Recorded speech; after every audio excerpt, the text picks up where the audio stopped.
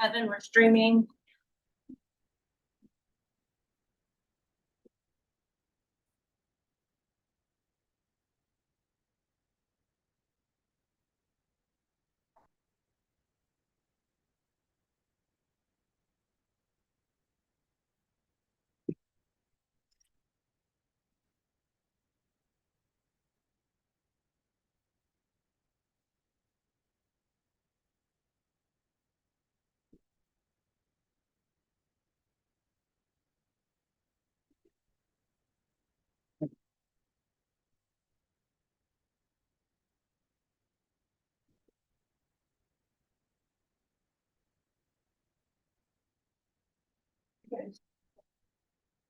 Okay, take two.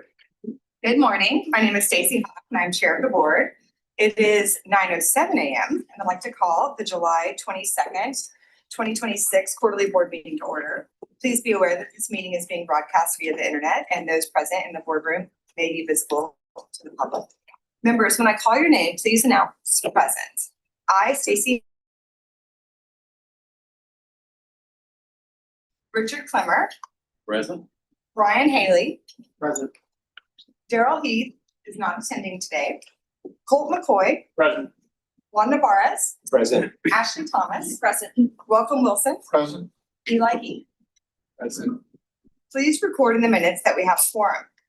Please excuse the absence of Daryl Heath due to duties requiring his attention elsewhere. Do I have a motion to approve his absence? So moved. Second. Members, those in favor say aye. Aye. Motion passes. Agenda item 1A is consideration and possible action to approve the resolution of appreciation for Dr. Daniel Wong. It is a privilege for me to present this first item on our agenda, a resolution of appreciation for our outgoing board member, Daniel Wong. Whereas Dr. Daniel Wong was appointed to the board of the Texas Higher Education Coordinating Board by Governor Greg Abbott on October 19th, 2021. And whereas, as a highly respected community leader and accomplished professional and engineer from Missouri City, Dr. Wong brought valuable perspective and statewide visibility to the work of the Coordinating Board, elevating awareness of the agency's mission and the needs of Texas students, particularly those pursuing education as a pathway to meaningful careers. And whereas Dr. Wong consistently demonstrated exceptional commitment to the Coordinating Board's mission and work, contributing his energy, diligence, and strategic insight to advance policies and programs that strengthen student outcomes and workforce readiness across the state of Texas. And whereas, through his thoughtful leadership and steadfast service, Dr. Wong helped advance the vision of building a talent-strong Texas by supporting efforts to expand access to higher education, improve post-secondary completion, and strengthen pathways between college and career, ensuring that all Texans have opportunities to achieve their educational and career aspirations. Whereas, recognizing the critical role of education in the state's economic prosperity, Dr. Wong championed initiatives that responded to Texas's evolving workforce needs to develop a highly skilled and competitive workforce capable of meeting the demands of a rapidly changing economy. And whereas Dr. Wong has earned the deep respect and admiration of his fellow board members, coordinating board staff, and leaders across Texas higher education for his professionalism, collegiality, and unwavering dedication to building a strong, talent-strong Texas. Now, therefore, be it resolved that the members of the Texas Higher Education Coordinating Board on this 22nd day of July, 2026, express their sincere appreciation and gratitude to Dr. Daniel Wong for his exemplary service and lasting contributions as a member of this board, and for his steadfast commitment to strengthening higher education and workforce success for all Texans. And be it further resolved that this resolution be entered into the official minutes of the Texas Higher Education Coordinating Board, and that a copy signed by the board members be presented to Dr. Wong as a lasting expression of the high esteem in which he is held. Members, do I have a motion to approve the resolution of appreciation for outgoing board member Daniel Wong? So moved. Thank you. Second. Thank you. Any discussion? Members, those in favor say aye. Aye. Motion passes. Agenda item 1B is the introduction of our newly appointed board member and student representative. Welcome Brian Haley and Eli Heath. Brian Haley of Austin, Texas, was appointed to the board of the Texas Higher Education Coordinating Board by Governor Greg Abbott in June 2026 for a term to expire in August 2027. Haley is the co-founder of CB Capital, a diversified asset management and real estate development firm focused on Texas's high-growth communities. He also serves as Canada's honorary consul in Austin. Eli Heath of Flower Mound, Texas, was appointed to the Texas Higher Education Coordinating Board by Governor Greg Abbott for a term beginning June 1, 2026. He will serve as the board's student representative through May 31st, 2027.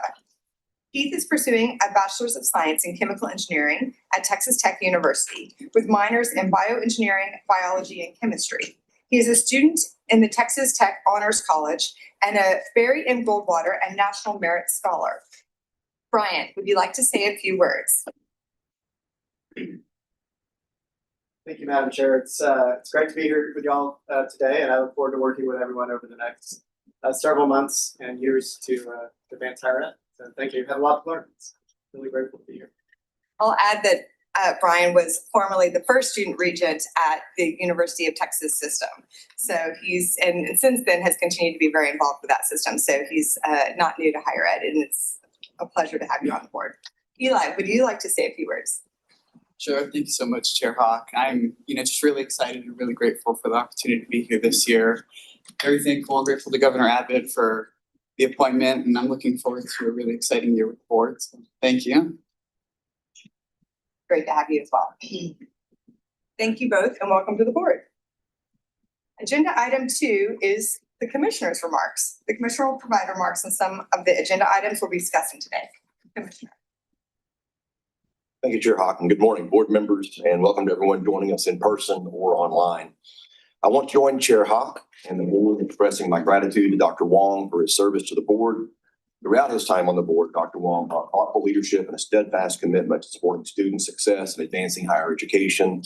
He was a huge advocate for building a talent-strong Texas, and I know that will continue as he works locally in the Houston area.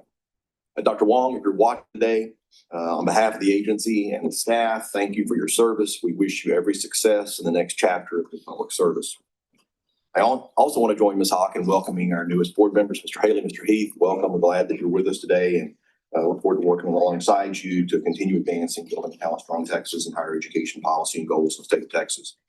And it's a neat full circle moment, Mr. Haley. I appreciate you having you here and having had the opportunity to visit with you about your experiences on the UT system board. We do have several important initiatives on the agenda today that advance the goals of building a talent-strong Texas, strengthening student success, expanding opportunity, and ensuring our higher education system continues to meet the evolving needs of students, employers, and communities across the state. First, today's major policy discussion focuses on work that has been going on over the past year under the leadership of Deputy Commissioner for Administration and Operations, Sarah Keaton, regarding a comprehensive study of performance-based funding for Texas universities. The 89th legislature charged the board in partnership with an executive committee representing each university system in Texas Southern University with conducting this study and providing consensus recommendations for consideration by the coordinating board. Deputy Commissioner Keaton and members of the executive committee will provide an overview of the work and the resulting recommendations, and I'll provide additional comments and remarks on this item at that time. Following the major policy discussion, Deputy Commissioner for Academic and Workforce Initiatives, Dr. David Troutman, and Assistant Commissioner for Data Management and Research, Dr. Melissa Humphreys, will present a data insight titled Many Students, Many Pathways, Understanding How Texans Earn and Apply College Credit. Their presentation will include a statewide view of enrollment, the varied pathways students take throughout their journey through higher education, and the different ways students can earn college credit in Texas. Spoiler alert, it's messy. Conversations about this type of information provide essential insights for us as we work to improve student success, strengthen credit mobility, and ensure our policies reflect the realities and needs of today's learner. Coordinating board staff will also provide an update on the college's entrance exam study required by SB 1241 from the 89th legislature. Staff will outline the recommendations of the study, which were developed using an independent review process. Additionally, the board will consider several rules relating to the community college finance methodology and how the formula will be applied beginning in FY 27. These changes are intended to make the funding model more responsive and aligned with the intent of the model by ensuring outcomes funding serves as a mechanism that moves Texans into the types of jobs that provide return on investment for students, and provide employers with the skilled workers our economy needs. We continue to work closely with our community college partners, leadership of the Texas Association of Community Colleges, and the Community College Standing Advisory Committee as we refine the model to ensure our shared success is measured by improved outcomes that lead to greater opportunity for Texas students, families, employers, and communities. Finally, the board will consider the agency's legislative appropriations request for the 28-29 biennium, including our exceptional item request focused on student financial aid programs. We're deeply grateful to the governor, lieutenant governor, speaker, and members of the legislature for their commitment to higher education and their continued investment in the success of Texas students. As we approach the final stretch of building a talent-strong Texas, it's essential that we sustain our momentum. The progress we make this session will shape our ability to prepare more Texans for high-demand careers. Our workforce and the state's economy continues to be prosperous, and perhaps moving from the 8th largest to the 7th largest in the world. Our LAR reflects those priorities, providing the resources needed to continue expanding opportunity, improving student outcomes, and building the talent pipeline of Tyler, Texas for generations to come. That concludes my remarks. Thank you for the opportunity to provide remarks. Thank you, Commissioner. Members, any questions for the Commissioner? Hearing none, we'll move on to the next item. Agenda item 3 is public testimony. We have received 9 requests for public testimony on agenda item meeting. Out of respect for Ms. Muniz's time, we will hear public testimony on agenda item 10H regarding new board rules in chapter 13, subchapter W concerning community college finances. Public testimony on agenda item 6 pertaining to the performance-based funding report and agenda item 8A, the study on college entrance exam scores, will be heard when those items are taken up by the board due to the number of persons registered on those items. We've received a request from Ms. Yvonne Muniz to provide testimony on agenda item 10H regarding community college finance rules. Ms. Muniz, will you please proceed to the microphone? You have 3 minutes to provide your public testimony to the board. Please begin by stating your name and organization affiliation, if any. Anyone? Be sure to turn it on.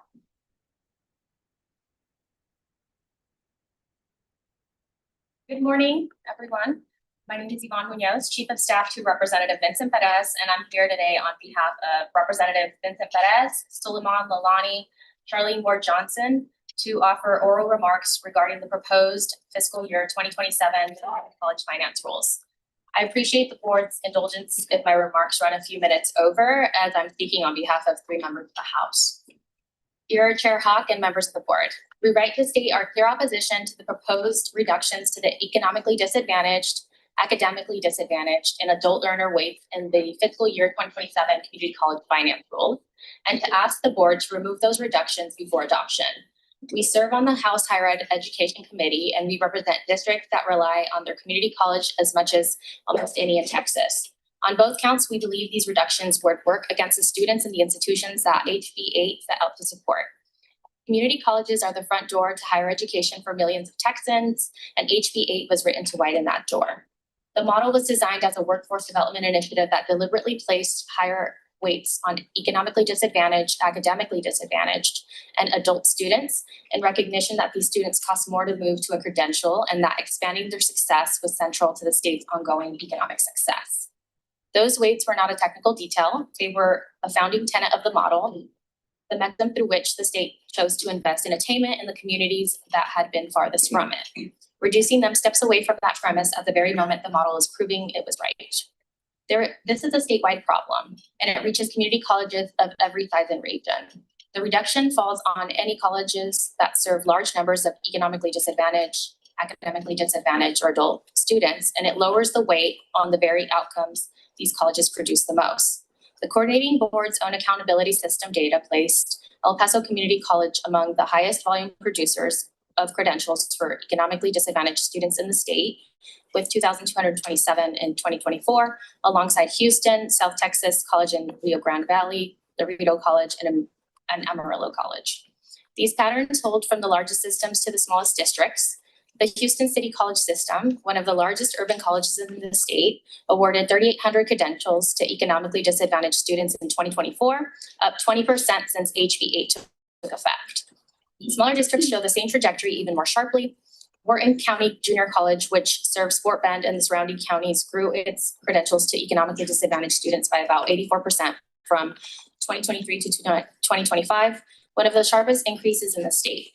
These are not colleges coasting on old numbers. They are producing more of exactly the outcomes HB8 rewards, and the reduction lowers the weight on that growth. These outcomes are also accelerating, not flowing. Statewide credentials earned by economically disadvantaged students rose about 20% from 2023 to 2025, the first years under HB8. Would it be okay for me to continue on? Thank you. Over the same period, El Paso Community College is up 17%, Laredo College up 57%, Del Mar 26%, Amarillo 21%, and Houston 20%. The proposed cuts would reduce the weight on precisely the outcomes these colleges are producing more of every year. The proposed limit on repeatable fundable outcomes of the same type within a 5-year period, which include occupational skills awards, compounds those reductions. Those short-term workforce credentials more than doubled statewide between 2023 and 2025, and that growth is concentrated at colleges expanding workforce training. Many of these institutions would absorb the weight reduction at the credential limit at the same time. None of these reflect inflated or low value activity. Within 1 year of earning a credential in 2024, 89% of El Paso Community College's graduates were working or enrolled in further education in line with or above the statewide rate, and the same holds across these border colleges. These are real jobs and real transfers for students and families who most need them, which is the strongest evidence that the outcomes driving the funding are exactly the outcomes HB8 was built to produce. We recognize that the board developed these rules with its standing advisory committee and in consultation with the Texas Association of Community Colleges, and that the agency faces a real constraint in matching the outcomes colleges earn to the appropriations available. The concerns that students who carry several of these characteristics stack the weight is in truth an observation that the model is working as designed.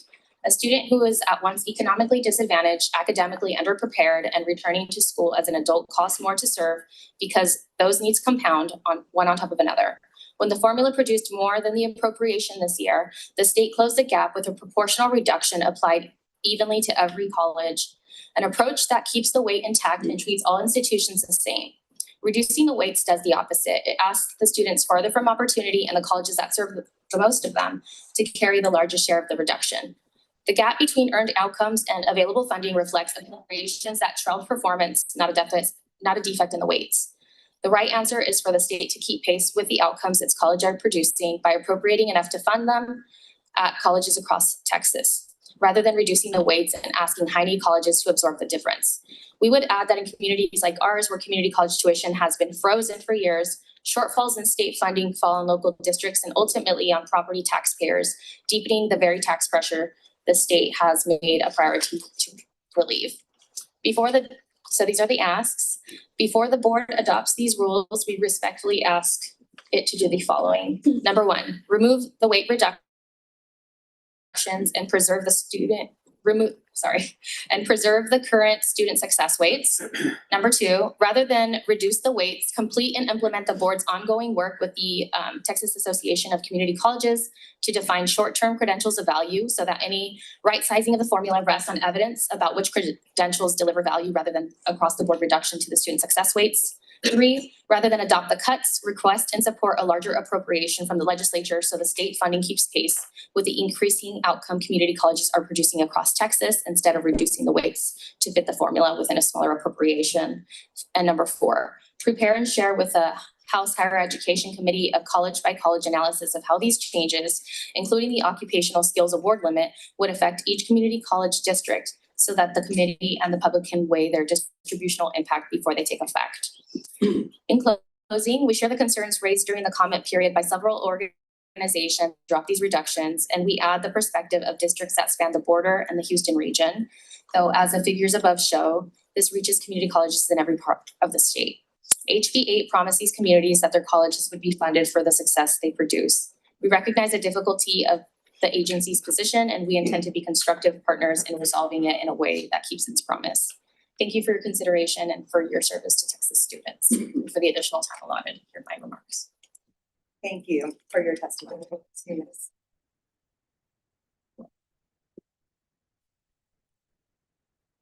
Item 4, consideration of possible action to approve the consent calendar. The consent calendar includes non-controversial items that we think can be approved without comment or discussion. This allows us to save time for other items that need more of our attention. Members, you've had time in advance to review these items. Does anyone want to add or remove any items from the consent calendar? Do I have a motion to approve agenda items 4A through 4H14 on the consent calendar? So moved. Second. And more? Any discussion? All in favor, say aye. Any opposed? Motion passes. Agenda items 5A through 5E are informational items. Members, you've had time in advance to review these items, which are provided for information only and do not require board action. Does anyone have any questions? Hearing none, we'll move on to the next item. Agenda item 6 is the major policy discussion. Major policy discussions are topics of interest where staff, policy experts, or stakeholders provide information on higher education policy matters or initiatives that have potential to impact Texas statewide. Today's major policy discussion is consideration of possible action to approve the report for legislative consideration regarding performance-based funding for general academic teaching institutions. Before we hear from our panel, though, the commissioner will share a few remarks on this work.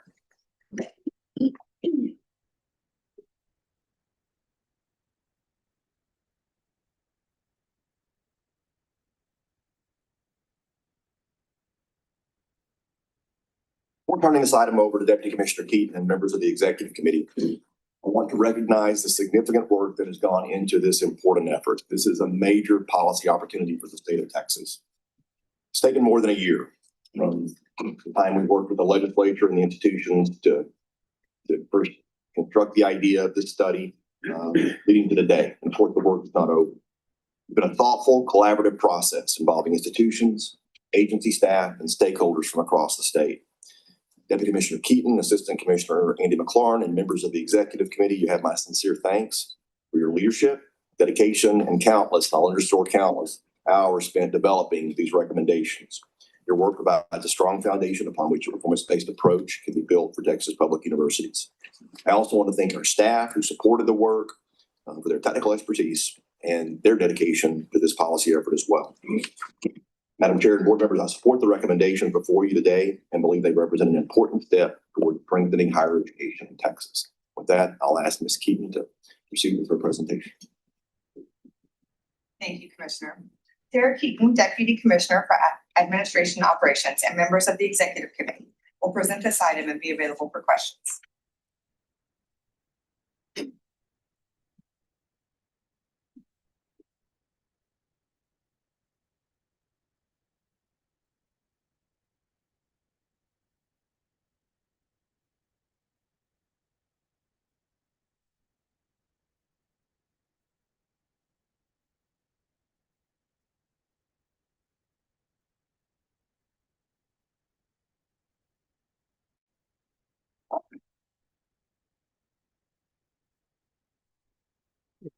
Morning, Sarah Keaton, Deputy Commissioner of Administration at the Coordinating Board. I'd like to start this presentation off by first thanking the legislature for entrusting this executive committee with this important work and trusting our agency to facilitate this work. Additionally, I would like to thank the chancellors of each university system and the president of Texas Southern University for appointing the members of the executive committee, several of whom are here today to help make this presentation. I'll ask them each to quickly introduce themselves with their name and institution, and then I'll start the presentation with an overview of the work. Start. You. Good morning, I'm Emily Cormier, and I'm the Assistant Vice Chancellor for State Relations at Texas Tech University. Lori Denny with the Texas A&M University System. Clayton Gibson with University of North Texas System. Good morning. Good morning. My name is Carl Goodman. I have the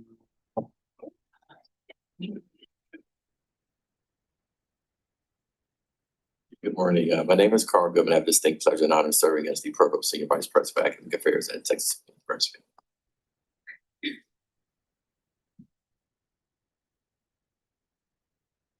Well, I'll go without a mic. So Daniel Harper, Texas State University System. And I would say I'll echo the commissioner's opening remarks. Good morning. My name is Beth Reisenweber. I represent Texas Women's University System. John Reedy, I'm the provost of the University of Texas at El Paso. Great, so let's start this presentation on slide 4 of the slide deck. The legislature tasked the coordinating board via a provision in the General Appropriations Act of 2025 to conduct this study and develop consensus-based recommendations for a new formula for universities based on outcomes and student success. Moving to slide 5. Additionally, the writer guiding this work also called out ensuring support for regional institutions and promoting long-term stable funding for all institutions as key areas of focus and goals for this work. Moving to slide 6. The 21 chancellor-appointed members of the executive committee represented a true cross-section of institutions from all regions of the state, including flagship, emerging research, and regional institutions, both small and large institutions, urban, rural, and suburban. And the executive committee members serving on this committee each made a commitment to dedicating their time and expertise to this project. Moving to slide 7. The committee met in full for half-day meetings on an approximately monthly cadence starting in August of last year, and also broke up into smaller topic-specific work groups that spent considerable time diving deep into data details and doing deep analytical work on this model. Moving to slide 8. The committee heard from a wide variety of stakeholders from across the state in developing these recommendations. We also met with legislative leadership offices throughout the project to ensure that the project met their expectations, and hosted listening sessions for university presidents and other university leaders. Moving to slide 10. In undertaking this work, the committee, with the help of HCM strategists, reviewed how outcomes funding for universities has worked in other states to ensure that we incorporated both the best practices and lessons learned from those states and their experiences. And that landscape analysis is included in full in an appendix in the full report before you today. I'll now turn it over to executive committee members to go through the recommendations, and we'll start with Lori Devaney. Good morning, members.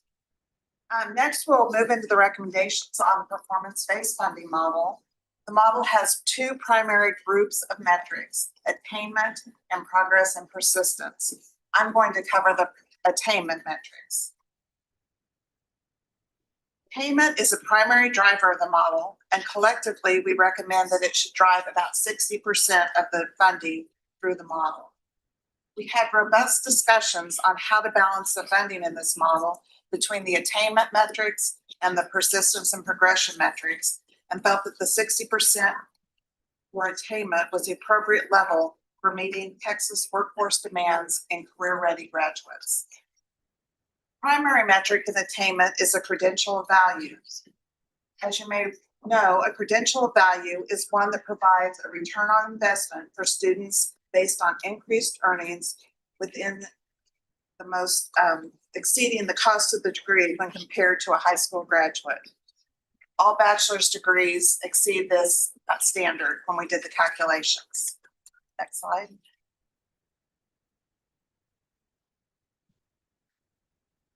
The key metrics within attainment include a weight for the high demand fields. A bachelor's degree gets a 25% bonus over the base rate for a bachelor's degree. And I'll go into a little bit more depth on the high demand fields in the next slide. Transfer students is a metric that recognizes the important work that institutions do in getting students through the first core part of their college coursework. It would provide the initial institution where a student begins and completes at least 24 semester credit hours prior to transferring to their graduating institution, with a 25% bump on the base of the bachelor's degree rate when they attain that credential. The efficiency weight, awards institutions for helping students get through their degree path with fewer excess hours. This is a cost efficiency for both the state and the students. So students who get their degree within 105% or less of the required semester credit hours for their degree program get a bump of 40% on the bachelor's weight. That rate scales down in 5% increments so that at the lowest level, a student who gets their degree within 115 to 120% of the required course semester credit hours gets only a 10% bump. And then for graduate degrees, because graduate degrees would not receive the other bumps for transfer efficiency or some of the other that are going to be discussed later, the committee considered these rates very carefully. The master's degrees would receive 110% of the base bachelor's weight, and doctoral degrees would receive at least the same weight as the cumulative funding for a bachelor's degree. So the bachelor's degree base weight plus what the student would earn in the progress and persistence measures. This will help the state reach the goal in the Talent Strong Texas of more doctoral graduates. Next slide. So taking a closer look at the high demand fields. This calculation looks at a statewide examination of the top 10 occupations that are based on the most growth over a 10-year period using the U.S. Bureau of Labor Standards data.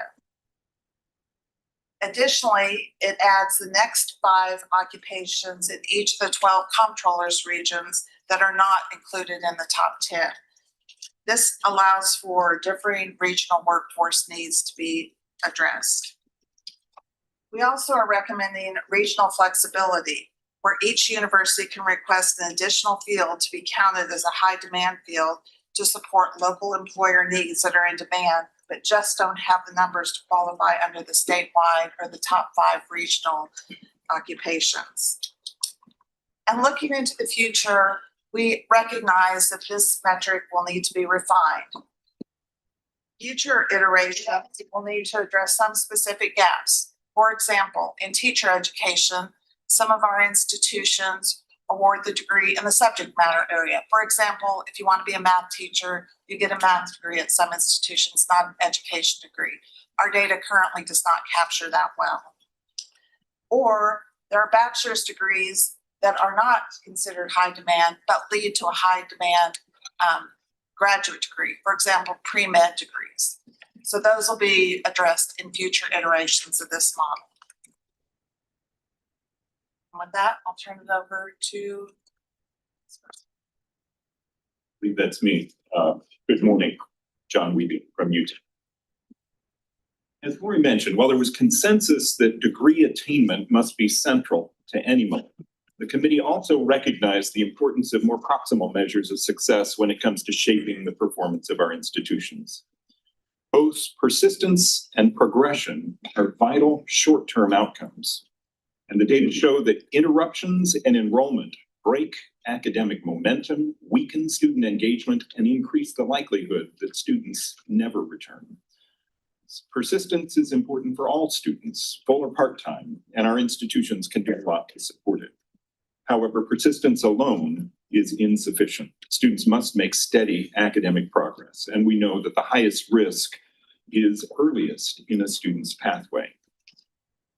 And for that reason that we recommend progressively decreasing incentives for institutions when they bring students to 30, 60, and then 90 credit hours. We also recommend that the total weight for progression be substantially greater than that for persistence, and that both together be weighted more modestly than attainment. As Lori mentioned, we recommended about a 60% weight on attainment and about 40% the combination of persistence and progression. We could go to the next slide. Now, among the students that we serve are some who are of particular strategic importance to the state or whose success is particularly hard won. And we agree that the success of those students should be reinforced in a weighted manner. The first category of weights includes adult learners, those 25 and older, and students who've stopped out of school for at least 3 consecutive long semesters. We also recommend weighting the success of students who are economically disadvantaged and those who are academically underprepared. As we've already heard this morning, the derivation of weights for those groups can be controversial. And the committee generally supported a weighting strategy that was informed by the observed gaps in performance for those groups, reflecting the challenges associated with helping them achieve academic success. If we go to the next slide, you can see here the frequency of each of those characteristics in our institutions in Texas. Next.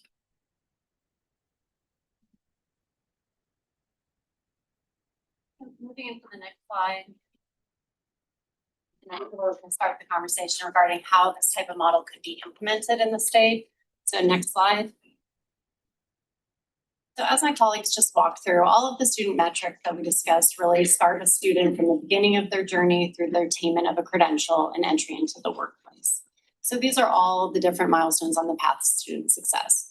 So our recommendation would be that the legislature then take those metrics and put those into what we're calling a rate-based funding formula model. And so what that means is as a student achieves those milestones, there would be a specific rate associated with that attainment. Over time, over a 3-year period, that performance could be averaged and then to determine institutions' funding model that they would receive out of this performance model. And when that dollar rate per milestone is kept the same over time, then that means an institution can effectively compete against itself to earn more money out of the formula based on their students' achievement. Next slide.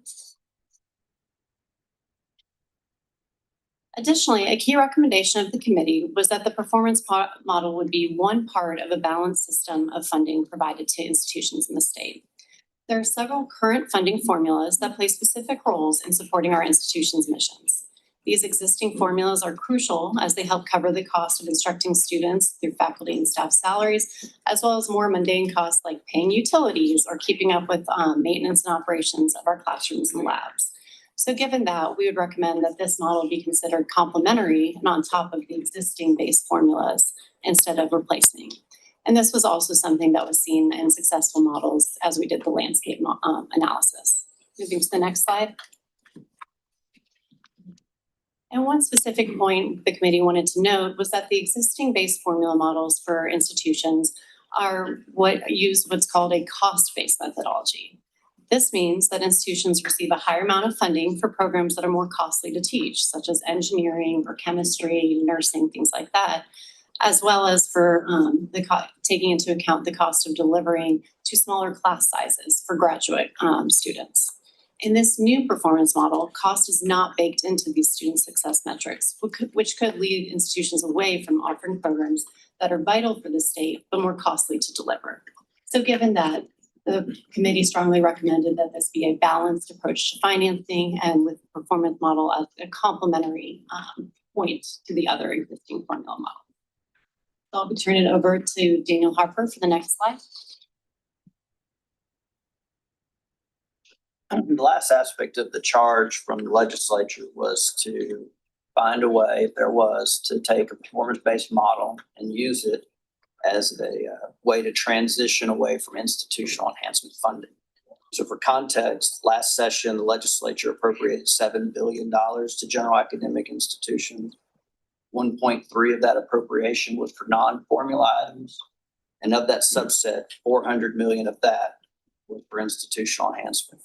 Institutional enhancement is not appropriated on a formulaic method. It's based on a legislative prerogative.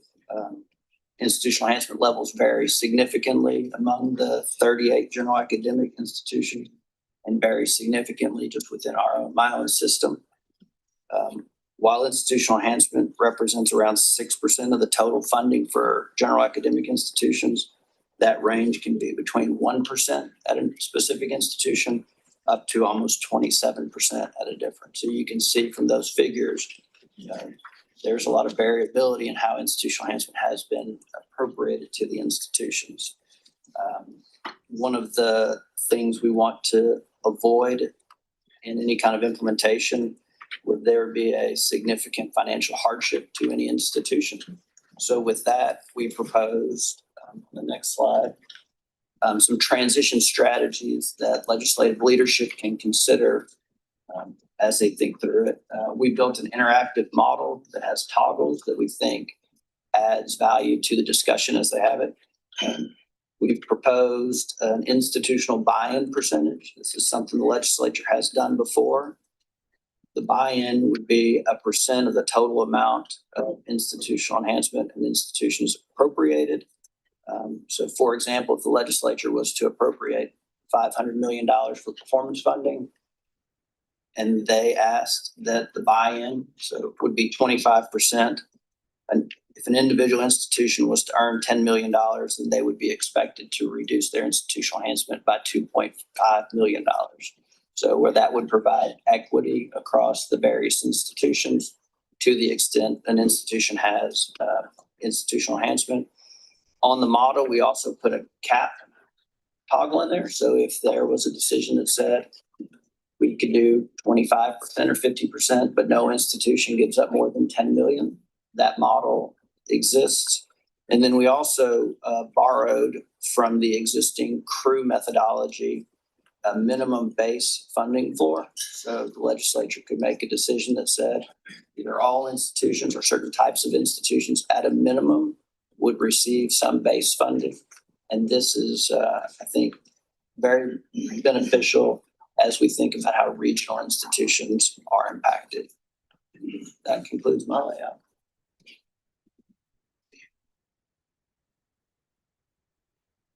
If we can move to slide 25. In summary, this new formula that is aligned with the goals of building a talent-strong Texas is designed to provide opportunities for students and help drive our dynamic economy forward. Moving to slide 26. Moving forward, our agency stands ready to continue to support the legislature and universities in this work. That could include using those formula and institutional enhancement modeling tools that Daniel just mentioned that are consistent with these recommendations. It could be used by the legislature to develop funding scenarios for them to consider this coming session. Before we conclude and answer any questions, I would like to reiterate the commissioner's thanks for all the coordinating board staff who have worked hard to contribute to this project. That work has happened across teams at our agency on the state funding, data, public affairs, chief of staff, and project management teams. And I'd also like to thank the staff of the HCM strategists who have worked alongside us on this work and are national experts in this field. And with that, I would appreciate the chance to take any questions. Thank you, Ms. Keaton and executive committee members. Members, do you have any questions? Here, I have a question. So one of the questions I have is on the high demand bid. It sounded like as you spread that out, that it could get watered down. And if you have some high demand fields that are critical for the state going forward, but if you pile on others, regional purposes, then I would be concerned that that ends up being and spreading the peanut butter. Is there a way to take those high demand fields and put them in different gradations where something that the governor has actually identified as a key priority for the state has a different gradation than some of the other aspects? Yeah, I'll make a couple of comments and then welcome anybody else to chime in on this too. But I would say high demand fields is definitely an area the committee spent a lot of time on and had a lot of discussion about, you know, is it a good thing or bad thing to have a high percentage of degrees covered? You don't want to water it down, but on the other hand, it's a good signal. If a large number of our degrees are in high demand field, that's good for the state. It's also an area that I think the model will need to kind of iterate and improve on in the future. And I certainly think ideas like creating those gradations and sort of tiers could be a good future improvement. One guiding principle the executive committee talked a lot about was also trying to keep at least this first version relatively simple where we could, at least for just this first model. offer up thoughts from anyone else.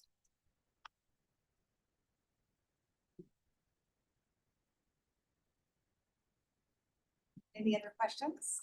I do have a question. One of the things you mentioned is that cost was not included in this analysis. Do other states include cost in this analysis and trying to determine, how to provide funding? To me, it seems like that is something that we know.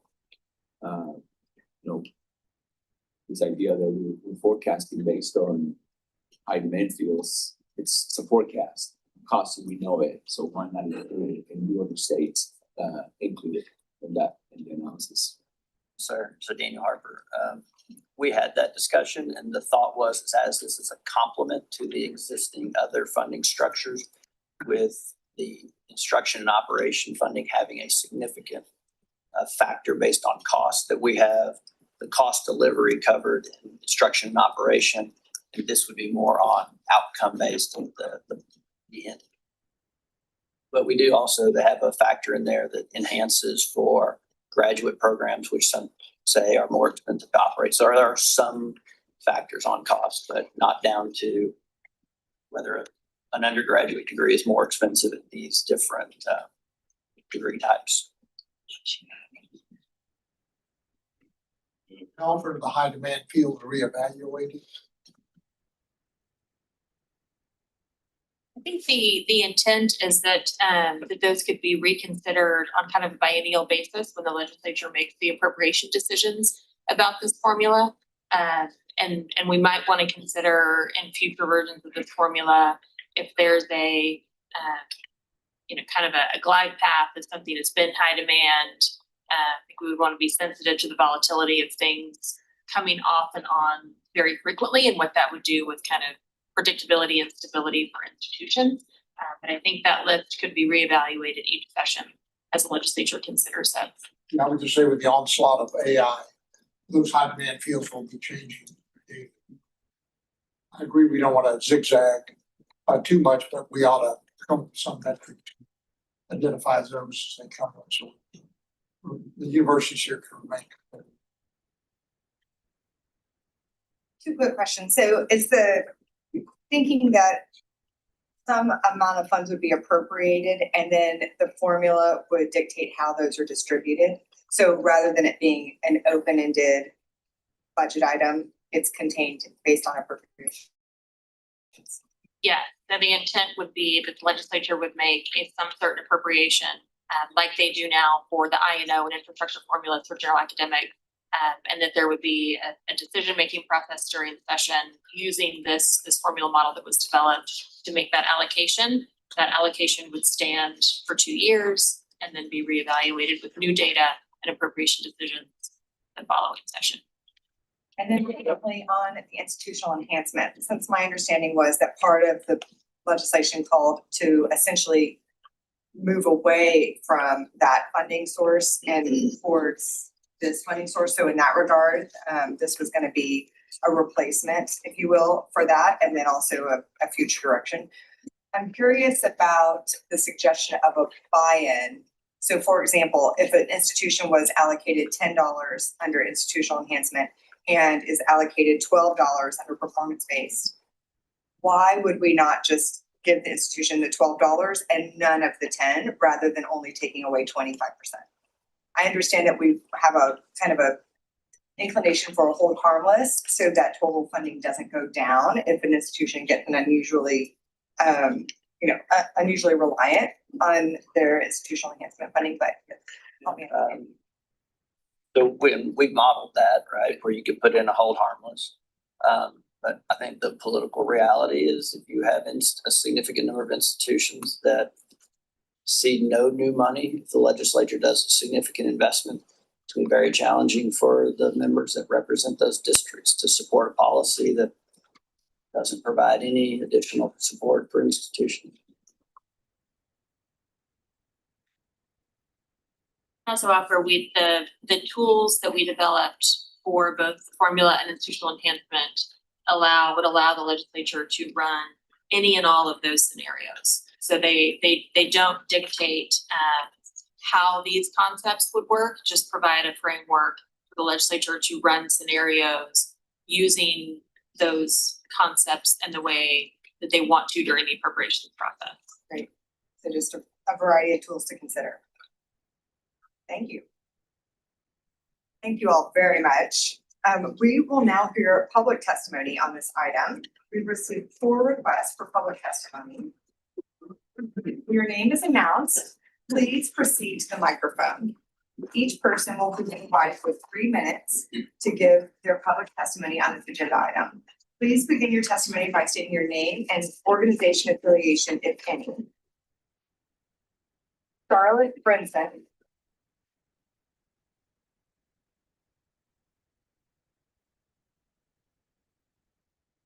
You choose.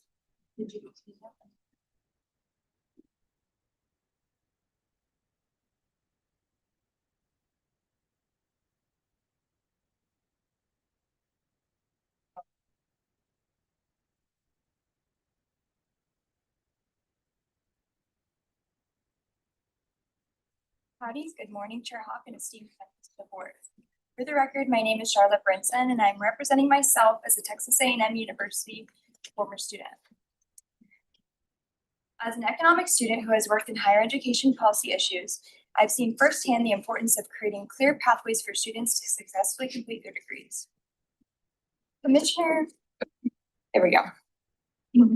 Commissioner Wynne-Rosser has emphasized that to build a talent-strong Texas, we must not leave any talent on the sidelines. If we truly want to achieve that vision, we must ensure that transfer students are not left behind. Texas has already demonstrated its commitment to transfer students through initiatives like the Texas Direct Associate's Degree Pathway and recognition of successful transfers in the community college funding model.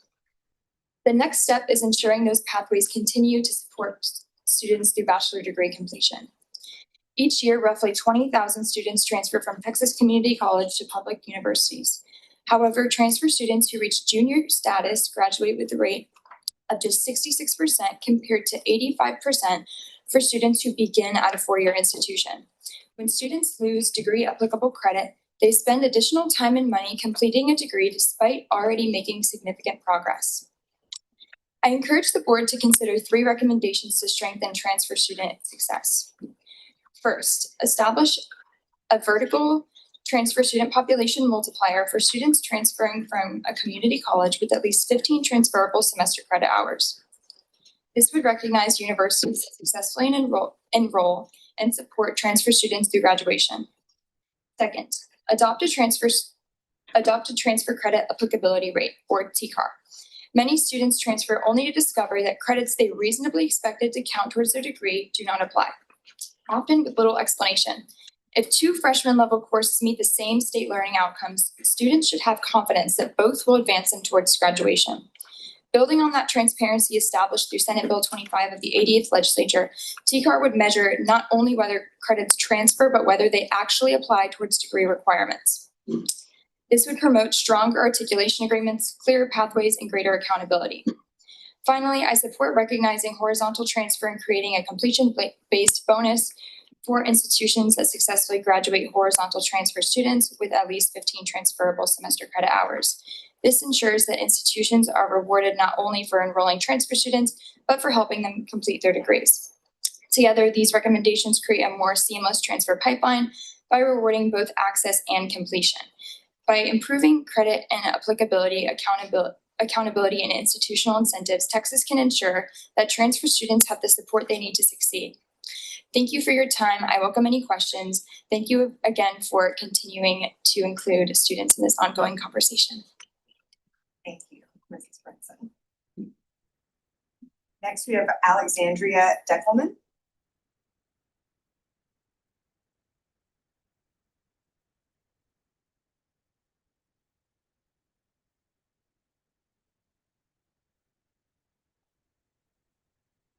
Good morning, Chair Hawk, members of the board, and Commissioner Rosser. For the record, my name is Alexandra Deckelman, and I am honored to testify today on behalf of myself and the University of Texas at San Antonio. I'm a 37-year-old first-generation Pell Grant recipient and a mother. I earned my GED at 33 and am now pursuing my bachelor's degree, proof that with the right support, it's never too late to succeed. While Texas has made great progress increasing enrollment, enrollment alone is not enough. We must also help students persist, graduate, and enter careers that provide a family-sustaining wage. Enrollment is up, but completion gaps persist. As of fall 2025, over 700,000 students are enrolled in Texas public universities, an increase of 6% since 2022. Across all institutions, 1/3 of all full-time students fail to graduate within 6 years. Among Pell recipients, who represent 45% of undergrad students at these institutions, only 46% complete within 6 years. Between 2012 and 2022, more than 54,000 Texas students earned 60+ credit hours but stopped out before earning a credential. I respectfully offer the following recommendations for how our performance-based funding formula can help make timely completion a reality for students across our state. Number 1, award additional funding when high-need students complete a credential. While student need can take many forms, funding weights should be applied economically and academically disadvantaged students, adult learners, and returning students with some college but no credential. Students with multiple high-need characteristics should receive stacked or combined weights that reflect the additional resources needed to support their success. Number 2, prioritize completion while rewarding meaningful progression metrics. Because completion provides the greatest benefit to students, employers, and the state, 70 to 80% of performance-based funding should reward credential completion. The remaining 20 to 30% should reward progression using a limited set of metrics that are clearly linked to completion and meaningful progress, not excess or non-applicable credits. Number 3, invest in scaling proven student success strategies. Legislators should establish a state matching grant modeled after the Student Success Acceleration Program administered by the Texas Higher Education Coordinating Board.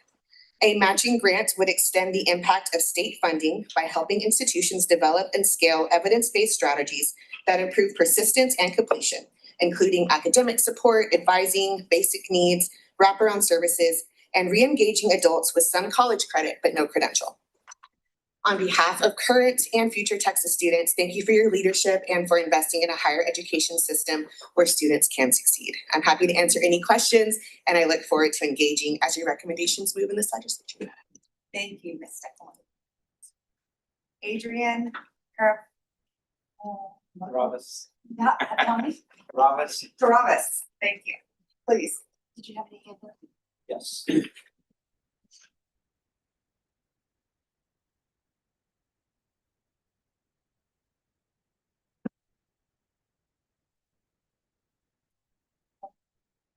Morning, Chair.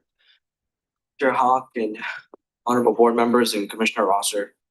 My name is Adrian Carabez and I'm testifying on behalf of the Texas Higher Education Student Advisory Council. A little bit about me is that I'm from Galveston, Texas. I'm currently pursuing a master's degree in healthcare administration, and I recently completed my term as the student regent for the University of Houston system. Go Cougs. I want to begin with a simple point that a bachelor's degree remains one of the strongest pathways to economic opportunity. Across Texas, graduates with a bachelor's degree earn more than $67,000 annually within 5 years of graduation on average, and nearly $80,000 annually within 10 years of graduation. Over the course of a lifetime, workers with a bachelor's degree earn approximately $1.2 million more than those with some college but no degree. That said, I would like to offer the following considerations in agreement with the executive committee for how a performance-based funding formula can help improve post-graduation success for future students like myself and my peers. First, Texas should codify a credential value methodology for bachelor's degrees and incorporate it into the state's performance-based funding model. So the current community college funding formula uses a break-even measure of up to 2.5 times the length of a program. Using that same principle, Texas should continue evaluating bachelor's degrees over a 10-year period after graduation to determine whether graduates earn enough to recover the cost of their education. Second, Texas should provide performance-based bonus funding for degrees completed in high-demand fields. This would better align higher education with our state's workforce and economic needs. The funding formula should recognize both high-wage industries that drive economic growth and essential professions that provide tremendous public value, such as teaching and healthcare.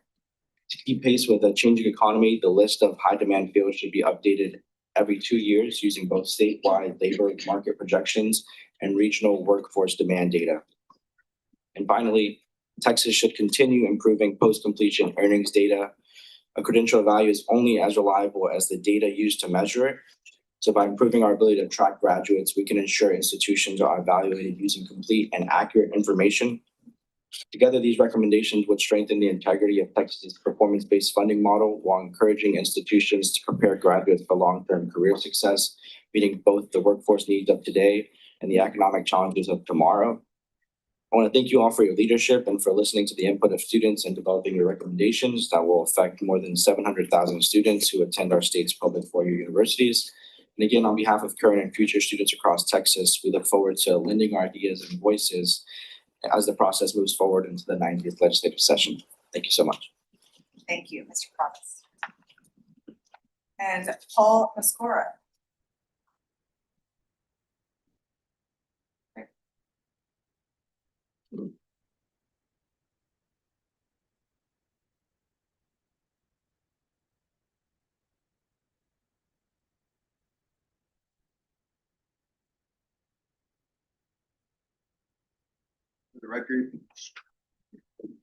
For the record, my name is Paul Mascoro, and I'm representing the University of North Texas at Dallas as a member of the Texas Higher Education Student Advisory Council.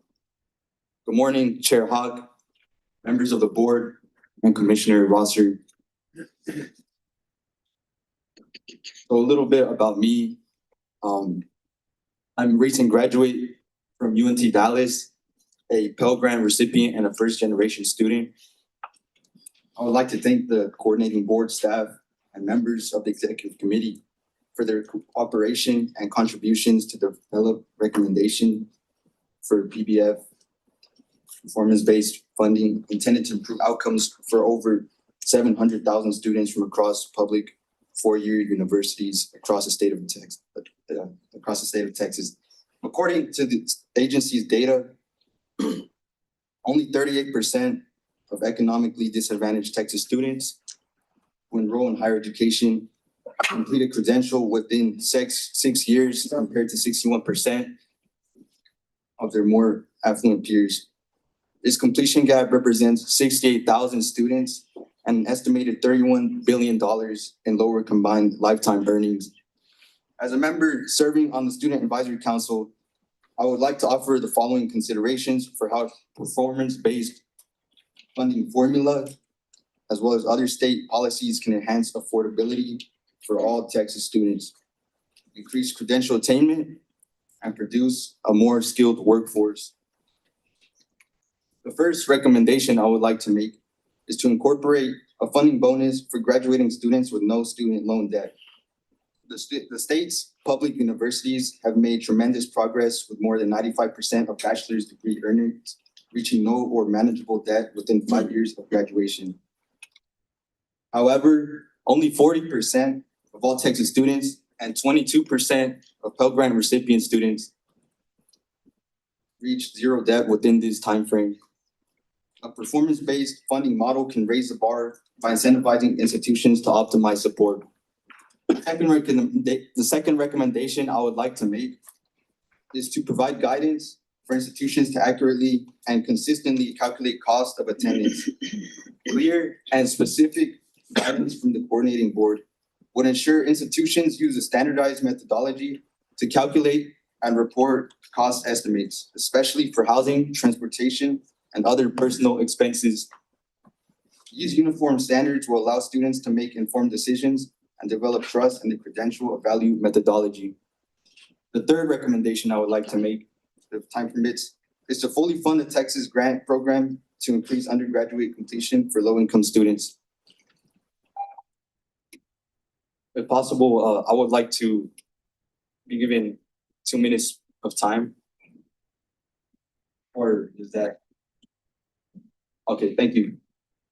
The fourth recommendation I would like to make is to provide institutions with guidance and flexibility to enhance emergency aid programs. More than half of students report that they would have difficulty coming up with $500 in cash or credit if faced with an unexpected need, like a simple car repair or medical expenses. Most universities offer some form of assistance to help prevent students from stopping out in these scenarios. Lawmakers can help ensure institutions have clear guidance and flexibility to effectively administer and meet demand for emergency aid programs. On behalf of students across Texas, we appreciate your willingness to consider our input in developing recommendations as the process moves to the legislature. We look forward to working together towards a brighter future for students across Texas. That concludes my testimony. Thank you for your time. Thank you. That concludes public comment on this item. Board members, do you have any further questions for Ms. Keaton or the executive committee members? Do I have a motion to approve the submission of the executive committee's recommendations as the board's report regarding performance-based funding for general academic teaching institutions to support and improve student outcomes in alignment with post-secondary goals, and delegate authority to the commissioner to provide additional information as necessary? So I have a motion by Ms. Thomas, second, you, Mr. Hoy. Any discussion? All in favor? Aye. Aye. Any opposed? Motion passes. Agenda item 7 is Building a Talent Strong Texas Data Insight. Many students, many pathways, understanding how Texans earn and apply college credit. Data Insight items provide an in-depth view into specific initiatives that are using data to improve outcomes and helping build Talent Strong Texas. Dr. David Troutman, Deputy Commissioner for Academic and Workforce Initiatives, and Dr. Melissa Humphreys, Assistant Commissioner for Data Management Research, will provide a presentation and be available to answer questions. This is for information only. Welcome. Good morning, David Troutman. Yeah, you don't wait for me to. We may have to. Let's just do mine. We get close together. Okay, so I'm David Troutman. I'm the Deputy Commissioner for Academic and Workforce Initiatives at the Coordinating Board, and I have with me. I'm Melissa Humphreys, the Assistant Commissioner of Data Management and Research. And so today we're going to take a deep dive into exploring many students, many pathways. I want to quote the commissioner from earlier this morning, it's messy. And so I really want us to think through, and we're going to present a lot of data to you all. So we want to be very methodical with how we're going to be doing that. So to provide you an overview of the presentation, the first is who Texas Higher Education serves, a statewide view of enrollment. Typically, Melissa Humphreys, Dr. Humphreys provides you a very zoomed out view of total enrollment each year, but we're going to take a deep dive into that. We're also going to talk about how students move through higher education, how students transfer, how they're attending multiple institutions, changing sectors meaning a 2-year or a 4-year public and a private, and following pathways that are not linear. Third, we're going to focus on how students earn college credit. We have so many sources of opportunities for students to receive credit, and that's dual credit, credit by exam, AP credit, prior learning, coursework completed at other institutions. And fourth, we're going to talk about when credit moves, does it count? You know, making sure that we are looking at where credit transfer and application becomes more predictable and how misalignment can create unused hours. It can create repeated coursework, and it can also create longer time to degree or longer pathways. And then fifth, this is really going to hopefully set a foundation or setting the stage for October's board meeting when we present to you the revision of the general education curriculum framework that will be for your consideration. And so we're hoping that we can provide a clear and more consistent statewide academic foundation so that we can improve transfer, we can reduce excess hours, and to support timely credential completion. And then why does this matter now? We want to make sure that we discuss, it's no longer this singular aspect or linear pathway through higher education. We typically have in our mind about a college student, how they go off to, if you think about the movies, they go off to a campus and then Parents Week, parents go visit them and then they come home for break. That's not the normal now. The new normal will be displayed with the data we show you today. With that said, there are multiple settings, dual credit with high school, 2-year, 4-year, competency-based learning, military training, prior learning assessments, third-party providers, different sources. And then we're also going to really talk about whether or not it's clearly aligned and consistently applied, students accumulating in excess. And then lastly, we'll talk about the general education curriculum, setting the stage for the fall. For October. Wilson.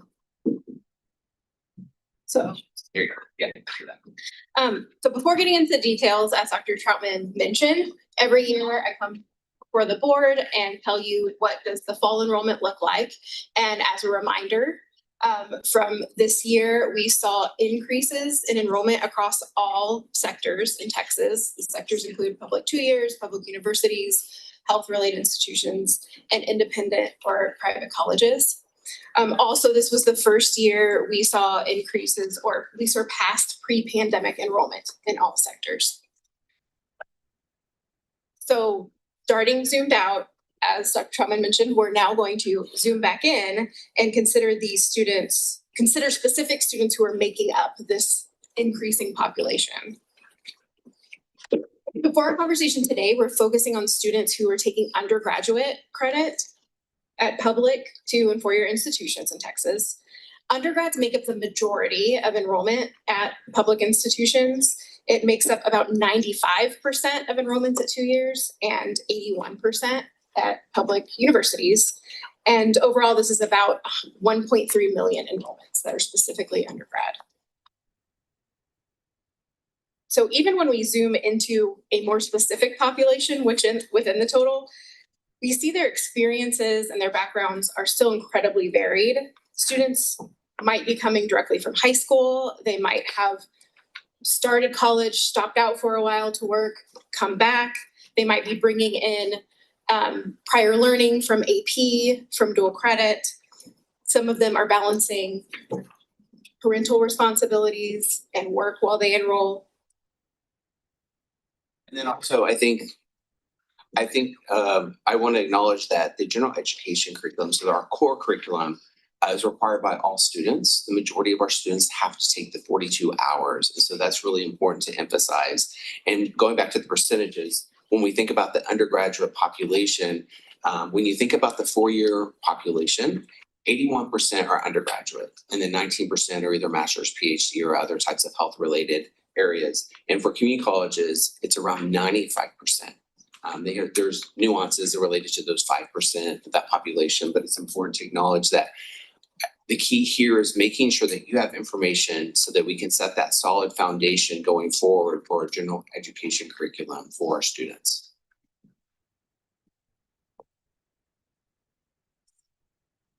So who are these students? Well, we've picked a few high-level characteristics to just give a sense of the varied backgrounds of students taking undergraduate courses at our public institutions, and compare them across 2- and 4-year institutions. So about 1 in 5 students taking undergrad courses at a public 2-year are 25 or older. This is how we define adult learner, as 25 or older. Well, only about 1 in 10 are older students at universities. 30% of undergrads at community and technical colleges receive a Pell Grant within the year, what we usually define as economically disadvantaged, compared to 43% at 4 years. I'll note one reason for this difference is that there's a large percentage of students taking undergrad courses at public community colleges, especially, that are not eligible in the first place. So for example, 33% of students taking undergrad credit at 2 years are still in high school. They are taking undergraduate courses, but still in high school. Those students are not students who would be able to receive Pell anyway. And I think also, when we think about our parenting students, this is something new that has been asked by the state for us to start collecting at the aggregate. So we sent out a survey, correct me if I'm wrong, sent out a survey to institutions asking whether or not students are parenting students or pregnant. And so these are new data. And so hopefully over time, they will become more mature and will have a better accurate depiction of the percent of parenting students. So for community colleges, 1 out of 10 are parents, and around 3%, 4% are at the 4-year institution. Anything else to add? I'll note OOS means out of state, fit the whole word, so 4.3% of undergrad students at public 2 years are coming from outside of Texas, while 12% of undergrad students at public universities are coming from outside of. So now let's talk about the pathways, how students move through higher education. And so the traditional sense when we think about that is this linear fashion of high school to full-time enrollment to a single institution and degree completion. That's fantastic if that happens. It's a very small percentage of our students. And so we have to think about what's the enrollment pattern, the enrollment intensity, how many institutions they're attending, how many credits are sequenced, and whether or not there's a predictable time frame. Typically, we think about our 4-year and 6-year graduation rates and a 2-year for an associate's. So even though the purpose of this presentation is to describe the varied pathways we actually see, even within our own data tools, we still are showing the pathways in a relatively straightforward way. So for example, this is a screenshot from our Texas Talent Trajectory Dashboard, or T3, which follows an 8th grade cohort over 10 years through completion of high school and into higher education. And so even here, we're just pulling out the high level transitions of finishing high school, enrolling, and completing. Whereas what we know is happening is much more complicated than what we can show. Or we'll show it right here and it will display the complexity of our nature of what's happening. So high school, there's a lot of lines. And so really it's thinking through high school to 2-year. That 2-year student might transfer to a 4-year, they might transfer back to a 2-year. A lot of our students are employed while they're enrolled. We have to think about dual credit. We have to think about taking a break or stop outs, prior learning assessments, workforce industry, and certificate programs that ultimately lead to either a 2-year credential value or a 4-year credential value, or ultimately leading to a graduate or professional degree. And then we really have to think through the transfer phenomenon of vertical transfer, which is the 2-year to a 4-year, the lateral or the reverse might be 4-year to a 2-year, or the swirling that takes place that we know exists. So to see some of this in the data, we've picked a few of these situations we saw in that very complicated pathway. And first of all, we're highlighting the direct to college transition. So as Dr. Troutman mentioned, often we're considering kind of the traditional path of completing high school and then directly enrolling in college. We've been doing a direct to college report for many years now, and this slide shows the data across 25 years of how many students graduating at a Texas public high school do we find enrolling immediately in that next fall. Currently, or the last year, we have full data, 47.7% of high school grads were found to be directly enrolled. You can see the patterns over time, and we're not, even though it increased from last year, we're still not to the point we were pre-pandemic, or even our highest point over the last 25 years. And we're hoping that with initiatives that you've supported over time, My Texas Future, Apply Texas, Direct Admissions, that this can increase over time. I do want to point out the reason why we presented you 25 years of data, because we wanted to highlight what happens during a recession. So 07 to 09, we see 09 as the peak of that transition. What we do know in history is that when there's a recession, our enrollment rates go up. However, that's the traditional metrics of recession. COVID was that May 2020, and it actually had an inverse effect of enrollment. And that was our low point. So we're still trying to recover from what happened for COVID. But with the actions and support that you've provided us with direct admissions and other financial aid initiatives, we're hoping that we need to get beyond a flip of a quarter.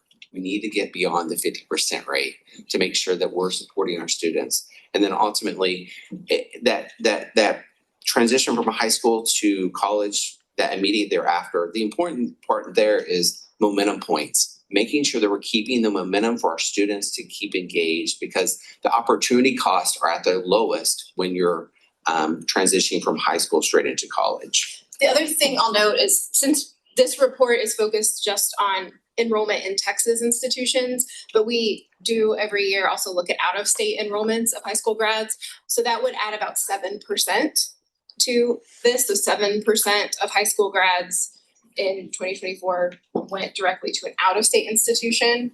That still leaves us not that much higher than 50%, but I wanted to give you that additional context. So the other parts of pathways we thought to look at was to look at one cohort of first-time students in 2019 and follow them over 6 years and really get a sense of how are they going through to completion? Are they staying at their same institution? Are they enrolling at multiple institutions? And what we find is that 31%, almost 32% of students take college credit at an institution where they did not start, of all undergrads, all first-time undergrads starting in 2019. This also excludes dual credit, so it's not counting the credit they would be bringing. This is actually, they started college as a college student, and within those 6 years of being enrolled, they enrolled in different institutions.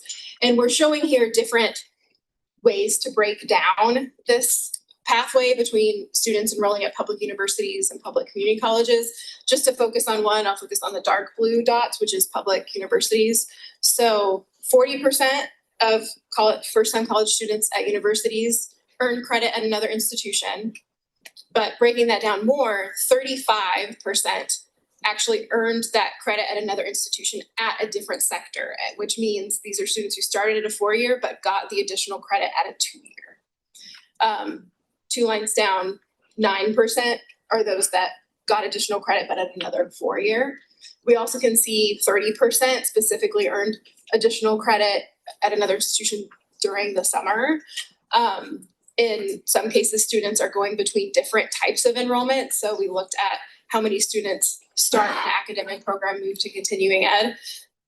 That is a higher percentage of those that started at a 2-year, but still an important part of the pipeline to keep in mind. So now let's shift gears a little bit and talk about the sources of where they're actually receiving that type of credit. And so what I try to do is map out the different areas or sources that can provide this experience. And so I wanted to highlight dual credit first, to think about the different ways that students are experiencing college credit. They can go through a traditional dual credit path experience, early college high schools that could lead to a 60-hour associate's degree, P-TECH. We also have on-ramps that is offered by UT Austin and works with a variety of different institutions across the state. We have college and technical education, APIB. And so I wanted to sort of lean in a little bit further with dual credit to show you the growth. So I had Melissa and her team pull data for the last 25 years on dual credit. So in 1999, we had almost 12,000 students in Texas take dual credit. In 2025, we combine both dual credit and on-ramps. That's 308,000. I'll pause for a dramatic moment because this is a lot. It's a huge growth. And the majority of the growth is the experience from the high school and community college. With 4 years, it's remained relatively flat over the last 25 years on providing an experience of dual credit. So this is really the relationship between high schools and community colleges. And so I just want to emphasize things that we're doing. So for example, community college finance, we're funding experiences for dual credit of 15 hours. FAST comes into play with making sure low-income students are provided a reduced or free cost of dual credit. And so we just have to get a better handle on understanding this large growth, because I would argue that our state is probably the highest producer of dual credit across the nation. And then we also have competency-based experiences or learning through military or other prior learning. We have multiple institutions. So I think the question here is, when credit moves, it doesn't always count. It's a statement, not a question. So it doesn't always count. So we have credit attempted, credit earned, credit transferred, and credit applied. That's the dream, right? We want to make sure that we're committing to students that that's happening. But it's no longer a question around how much credit is earned, but whether it's applied to the credential. Quick note about the dual credit discussion. Last year, we saw of students starting college who had a prior dual credit experience, they had attempted around 24 semester credit hours of dual credit before they even started. So this is another part of this we're watching to see how much students are bringing in when they start college. So there's entering as almost a sophomore. So this slide includes data from our agency's transfer report, which looks specifically at students who transfer into a 4-year from a 2-year, so that vertical transfer specifically. In fall of 2025, almost 35,000 students enrolled at public universities had attempted hours from a 2-year. Those students averaged 47 attempted semester credit hours before they came in as a transfer. We also show here, so in the right box, this shows that some 4-year institutions enroll more transfer students than others. So the range of the percentage of total undergraduate population that are transfer students, the range is between 1.2% and all the way up to almost 20%. And so we'll move through a little bit quicker, as I know that I want to make sure I respect everybody's time. Why does this complexity matter and what's happening? And so what I wanted to provide you is some potential friction points that exist, because the ideal state is earn credit, it transfers, it's reviewed, and it's applied to a credential. But there's a lot of situations where credit's accepted, but it's not applied to the credential. It's accepted, but it's assigned as elective credits. Programs can, changes to the program can create unused hours. There's times where the transcript is not arrived on a timely manner, so the advising has already happened, and so there's blind spots for the advisors counseling the student on what best courses to take. There is a plethora of course equivalencies that vary across our institutions, and then sometimes our students are asked to repeat courses, even though they've already completed them, because the institution believes that they should have their institution experience of that course topic area. So here's really the only place we do have some data on courses that are not applied or attempted courses that students are bringing in on transfer that an institution does not accept. So this might look familiar to some board members. We talk about every year the CBM OOT, which is the non-transferable credit report, where universities report to us every year the courses that they did not accept credit for when a student came in with hours from a 2-year. So in the latest data, among all of the courses that were denied, 43% were denied because they were outside the degree requirement.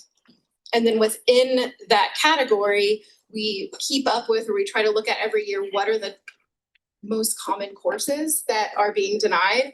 And they're listed here, but I'll note the top 5, especially learning frameworks, college algebra, general psychology, composition 1 and 2.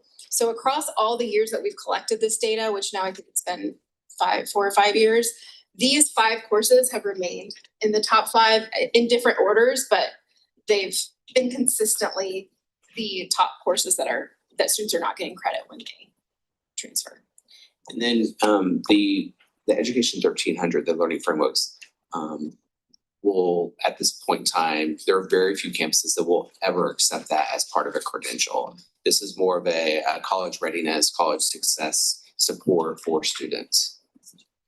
And then I also wanted to acknowledge our data blind spots that we have at our agency.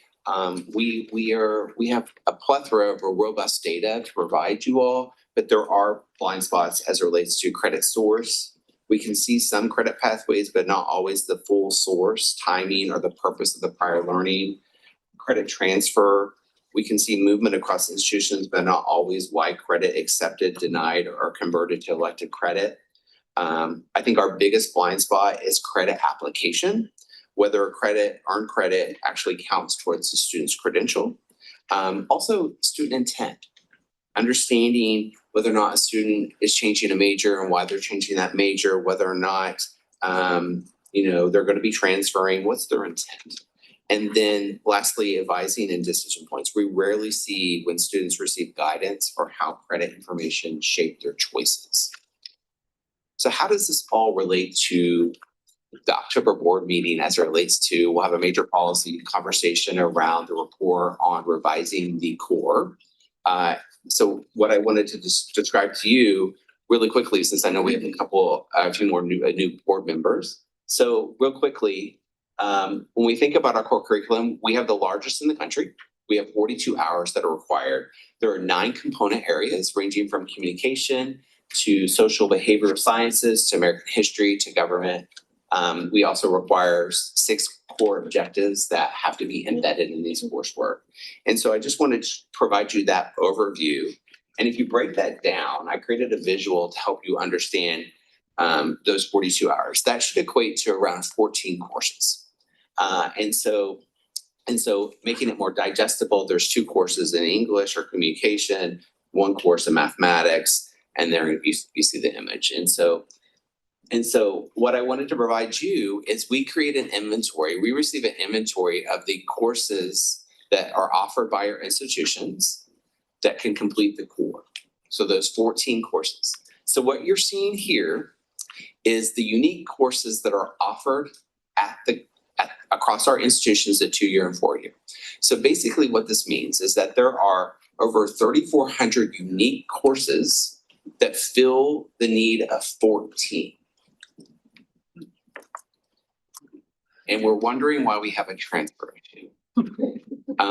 But the entire inventory is over 13,000 courses, but that's sort of duplicative based off our 50 community college districts and our 37 4-years. And so navigating this sea of coursework. And so for communication, so that's 2 courses, that's 6 hours. You ready for this one? It's going to provide, there are 397 unique courses that are offered to complete this 2 courses of communication. So as an academic advisor, how do you guide your student to understand what's happening to the student experience? And so that's why this October board meeting, and we're going to be providing you the report for review, is so important to make sure that we help understand and focus on what's most important for students. So, we've been privileged that that elected officials, Texas elected officials, have allowed us the opportunity to actually put forth a committee to review the current core curriculum and revise that in a way that's going to be much more transparent and much more clear for students, parents, institutions, and employers. And so that's what you'll be seeing in this October board meeting. And so the hopes will be to improve transfer outcomes by creating more consistent statewide academic foundation, reduce excess hours, and support timely completion by limiting unnecessary repetition and helping students understand what counts toward credential so they can follow their dreams. So I'm happy to answer any questions you might have. A lot of information. Thank you. Members, does anyone have any questions? So it looks like, so I assume we plan to grade data. I don't know how long it took you to do that chart with all the arrows on it. Months, right? Yeah, okay. I assume that most of it is driven by just students take courses, they decide on a field or change fields, and so a lot of courses they took are electives and they've tapped on the electives category, and that's what kind of falls through the cracks. Well, I think that one challenge, yes, students can change their major and we should provide you a report on how many students are actually changing their major, how many times they're changing their major. But I think really what's happening from my perspective is that there's no governance around the course numbering system. And the translation of a transcript is not translating. It's going from Greek to Latin and not playing out the way it should. I know we're working on trying to decipher that for students in schools, but what can we do? What can to help the universities? Do we analyze their 397 courses and tell them this is only, how do we scrub it down? So that is an amazing question. And so the committee has been wrestling with that for the last 9 months. And we will present a conversation for you all for up to debate on how we govern the number of courses potentially that are offered as part of the core versus right now it's just it's unlimited. And we receive them. And so that's a challenging decision point that the board will have to make on how we proceed going forward and providing recommendations to the governor and to elected officials on what we can and can't do as an agency. It's obviously inefficient, so we need to help the students and the university, it seems like. I just wonder whether it's gonna take similar to what was done with performance-based funding, is that you're gonna have to get all the universities together and try to reduce those numbers. They're just incredible. I mean, some of them, I guess most of them are coming from the community college, because they're the ones that are trying to transfer, right?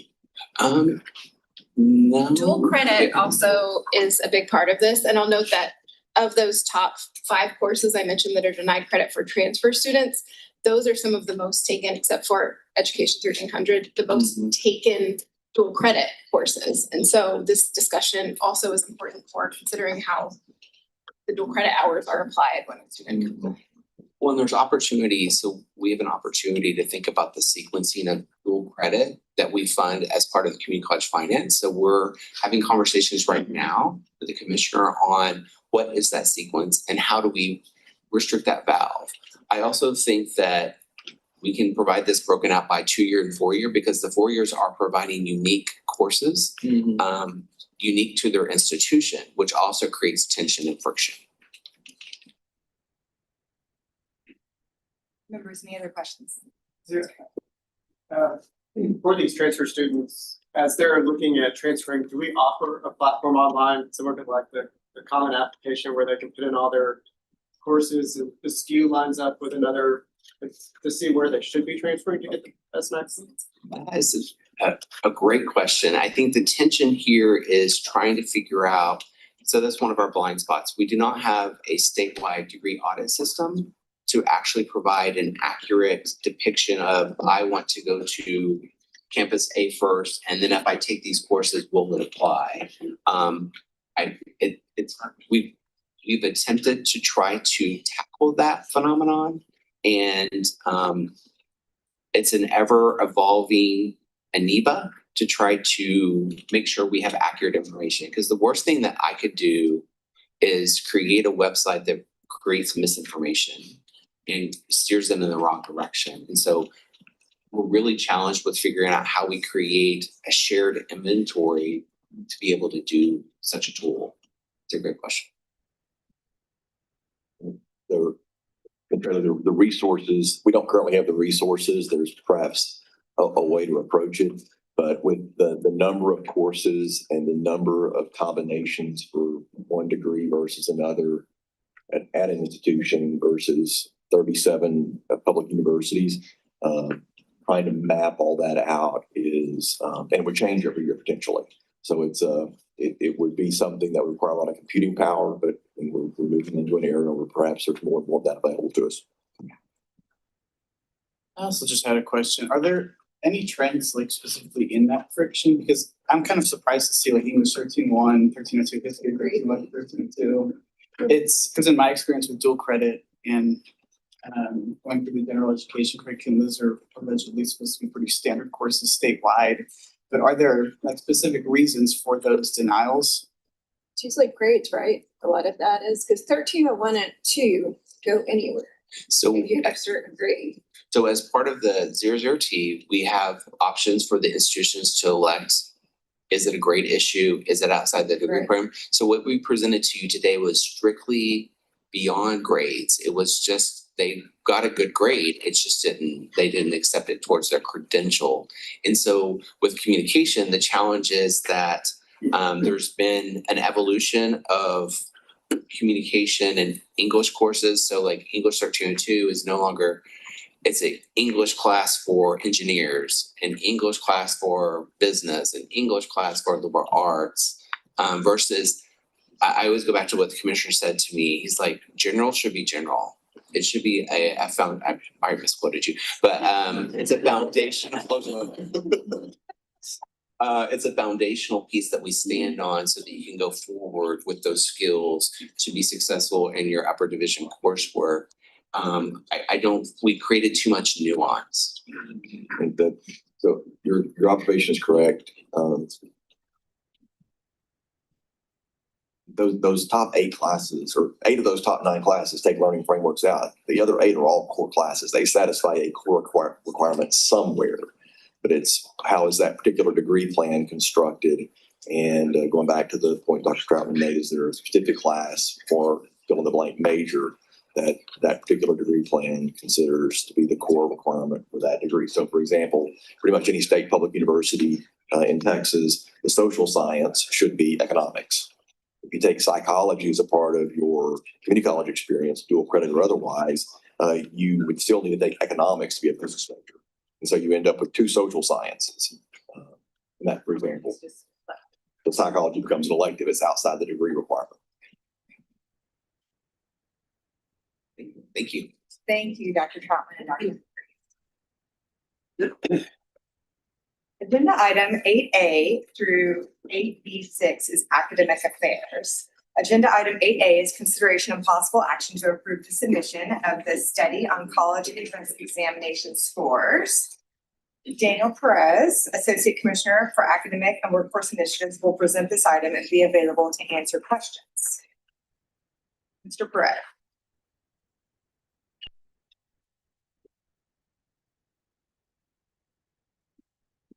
Morning. That's perfect. Good morning, Chair Hawk, board members, Commissioner. The coordinating board contracted with the Texas A&M Public Policy Research Institute to conduct an independent facilitation report on college entrance examinations in support of the agency's responsibilities under Texas Education Code Section 51.8031. The purpose of the study was to identify college entrance examinations with sufficient rigor and reliability to be used as a criterion for admission to a general academic teaching institution in Texas. PPRI facilitated an independent review process using a structured scoring rubric to evaluate materials submitted by college entrance examination vendors. 3 vendors submitted materials for review. Those were ACT, Education Corp for the ACT test, Classical Learning Initiatives, CLT, and College Board for the SAT. The high-level overview is that according to the study, our interpretation of the results is that all 3 vendors submitted sufficient documentation to remain under consideration for use in Texas public higher education admissions.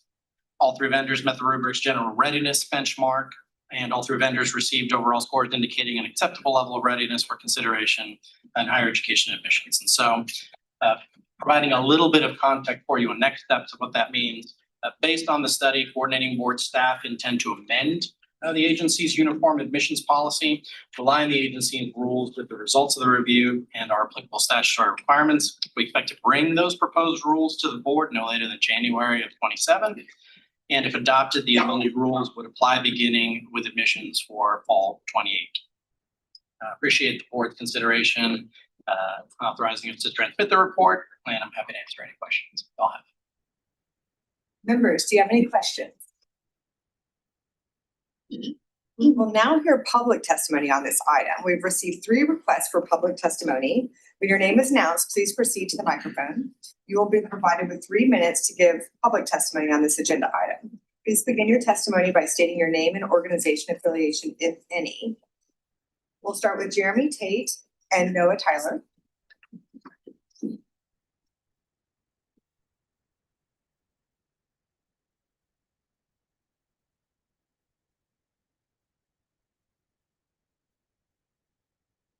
Welcome.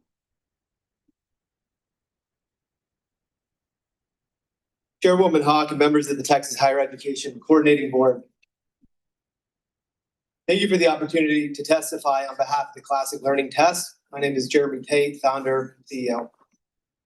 While the CLT is new to public education institutions in Texas, we now have a decade of experience of providing beautiful and content-rich and distinctive college entrance exams to students across the country. Our reading and writing sections feature passages from many of the greatest writers and thinkers in history. Our quantitative section rewards the creative application of mathematics as a logical language, not the blind application of memorized text. These are some of the CLT's most distinctive features, and at a glance, they provide considerable face value validity to our assessment. But Texas has a responsibility for evaluating the exams fit to admit students at much more than just a glance. The PPRI program at Texas A&M reviewed nearly 1,000 pages of CLT documentation, asking the question, is CLT a valid and reliable exam? In sum, we are happy that the researchers confirmed that it is. In reading the report, one can come to no other conclusion that the CLT is a valid assessment and that its scoring reliability is strong. And as the report notes, the CLT, along with its peers, met the rubric's general technical readiness benchmark and fell within the acceptable readiness range. This is a conclusion shared by more than 350 colleges and universities nationwide, including a growing number of public university systems. In 2023, Florida was the first state to alter laws that protected the SAT and ACT duopoly, and the State Board of Regents subsequently adopted the CLT across the board. And just in the last year, North Carolina, Iowa, Georgia, Arkansas, Indiana, and the U.S. Service Academies have joined as well. We now administer nearly 200,000 CLTs per year, up from just 20,000 in 2022. And the number of private and public high schools we work with is growing at breathtaking speed. Despite this growth nationally, it is difficult to express our excitement at the opportunity to work with you all here in Texas. Texas is undertaking a bold, nation-leading educational renaissance. With the implementation of new social studies standards, state book lists, and the Bluebonnet high-quality instructional materials, your state is making a definitive statement. The content matters. What we put in front of students matters. And no other assessment aligns with the content choices that Texas is making more than the Classic Learning Test. The PPRI validation proves that we can reclaim intellectual depth without sacrificing psychometric validity and reliability. By approving the CLT, you'd be doing more than adopting a valid metric for college readiness. You would be creating a cohesive and meaningful educational pipeline, one that honors the pursuit of truth, goodness, and beauty. Thank you for your consideration. And I'm the CFO that helps to prepare CLT submissions, so I'm just here to offer any answers to questions that you might have. Wonderful, thank you. Members, any questions? One question. On the material that, on page 4 of 5 of the material that you just handed out, it shows that you're quite an outlier on predictive validity. Can you address that where you're half the basis of the SAT and the ACT? Thank you so much for that question. Happy to address that point. First of all, CLT does offer predictive validity. Some of the ground rules for the PPRI study excluded information outside of the state of Texas that would have informed that question more functionally. So they did their job, they followed their own rubric, and that is the appropriate score given their rubric. We're looking to bring in some of that information they weren't able to address to answer that question more in a more satisfactory manner. We do have evidence of Texas success. 5 private institutions in Texas offered information on their students and their student success. We also have a comment in this report from Baylor and from West Texas A&M talking about their firsthand experience. But in the rubric, They weren't allowed to give us more than that 1.4 there. And significantly excluding that part of the rubric, which is really tied to Texas law. We are not an allowable test, so there aren't data sets available at the scale that there are for the legacy institutions. So excluding that, we are really right in the pack with the overall score that we earned from the PPR report. So Mr. Plummer, to be clear, this chart is from the report that has just come out of A&M, looking at Texas data, evaluating these 3 entrance examinations. So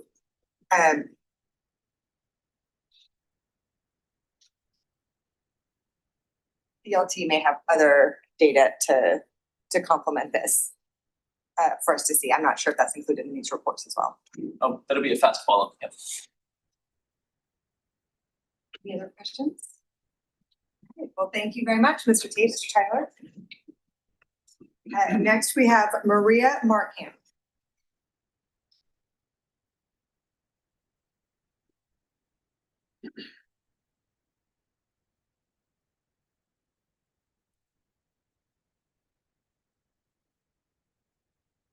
Good morning, Madam Chair. Commissioner Rosser, good morning, members of the board.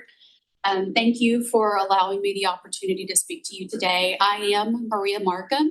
I previously served as the Commissioner for Higher Education in the state of Arkansas. However, today I join you as the Senior Director for Executive Relations for ACT.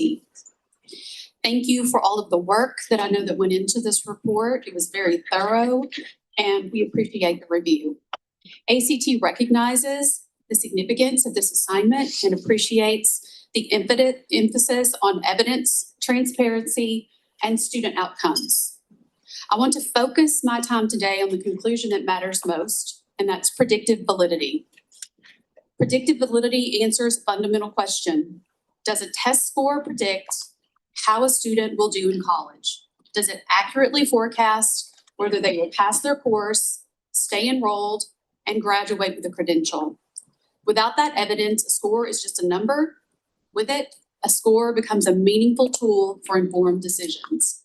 The new outcomes-based funding facing your higher education institutions, this is more important than ever. This matters to 4 groups whose interests this board protects. It matters to institutions which rely on evidence to effectively admit, place, and scholarship students into your public institutions. It matters to students who are competing for a limited number of admission spots and finite scholarship dollars. They deserve a measure that reflects their real readiness. It matters to those students' parents who many times have to dig deep to fund a better future for their student. And finally, it matters to Texas taxpayers who are investing public dollars in every one of these students and in the state's future workforce. Getting this right protects that investment, and getting it wrong shows up later as lost time, added cost, and lost opportunity. On the measure, ACT performed strongly. The review scored ACT's predictive validity evidence at a 3.8 out of possible 4, reflecting a substantial, well-documented body of evidence linking ACT scores to college outcomes. ACT also received the maximum possible score on scoring, reporting, interpretability, and again, the maximum score on required deliverables, meaning ACT score reports are clear, complete, and ready for institutions to use today. Taken together, ACT's combined score places it in the report's highest readiness category, which is strong technical readiness and low comparative risk. Before I close, one factual correction of the record. The executive summary table lists ACT's total score as a 38. However, Appendix G, sorry, my last thought, shows the correct figure of 38.4. And we respectfully request that this be corrected. Thank you for your consideration. ACT remains committed to supporting the board with any additional information as this process continues to move forward. Thank you. Members, any questions? Thank you, Ms. Martin. Thank you. And Anna. Menezes. Menezes. Thank you. No problem.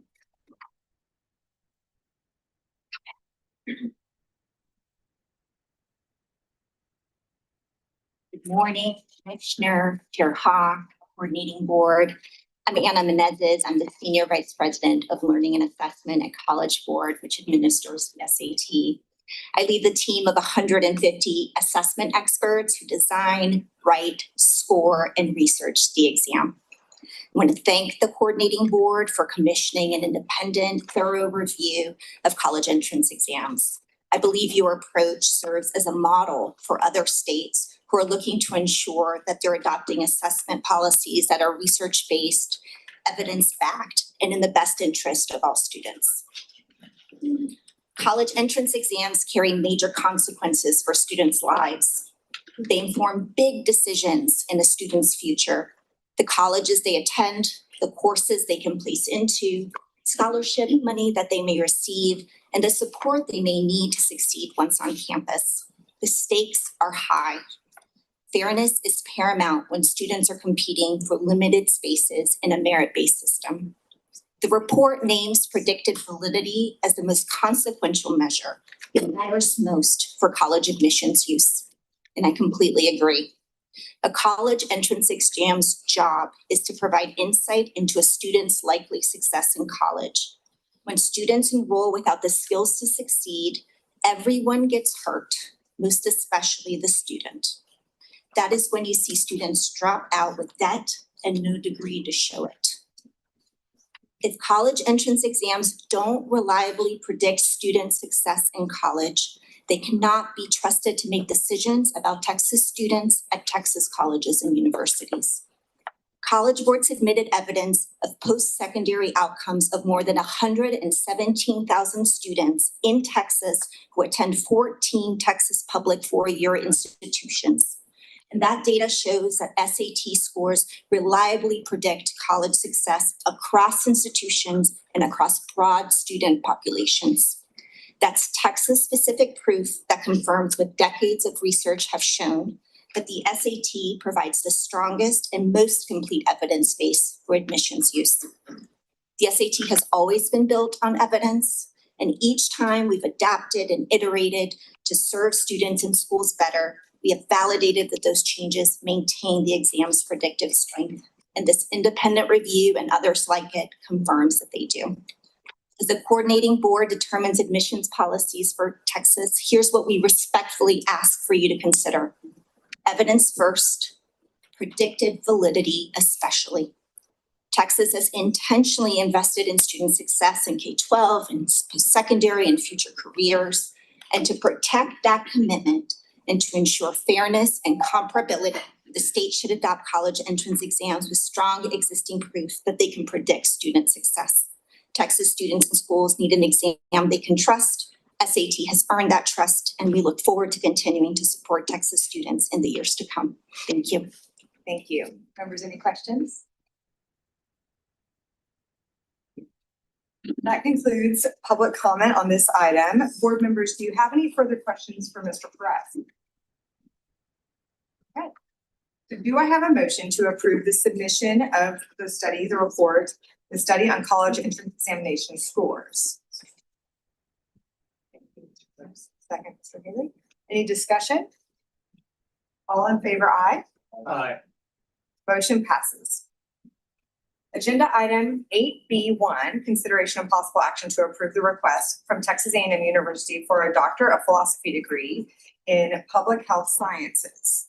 Jessica Acton, Senior Director for Academic Programs, Academic and Health Affairs, will present this item and be available to answer questions. Dr. Alan Sams, Provost and Executive Vice President, and Dr. Wanda Ron, Associate Dean for Academic Affairs of Public Health, are also available for questions. Ms. Acton. Hi, thank you. Before we get into the 6 new programs for your consideration today. That better? Oh, sorry. That better? Okay, great. Before we get into the 6 new degree programs for your consideration today, I just want to briefly highlight for our newest board members the program approval process and criteria, which are listed up here. These criteria are codified in Texas Education Code 61.0512 for anyone who's interested. Each degree program must meet these criteria for approval. That includes a demonstration that labor market and student demand for the program exists, that the institution has adequate financing to launch and sustain the program. The program has adequate facilities, faculty, and resources, and that the program not only aligns with the state strategic plan for higher education, but professional standards in the field. So we have for you today 5 new doctoral programs for consideration and 1 community college baccalaureate. The first baccalaureate degree at a community college does require board approval, so this is really exciting for them to be here. And that concludes my remarks on the overview. Any questions?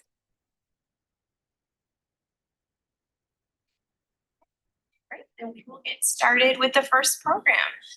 Texas A&M University seeks approval to offer a PhD in Public Health Sciences delivered to students in College Station beginning fall 2027.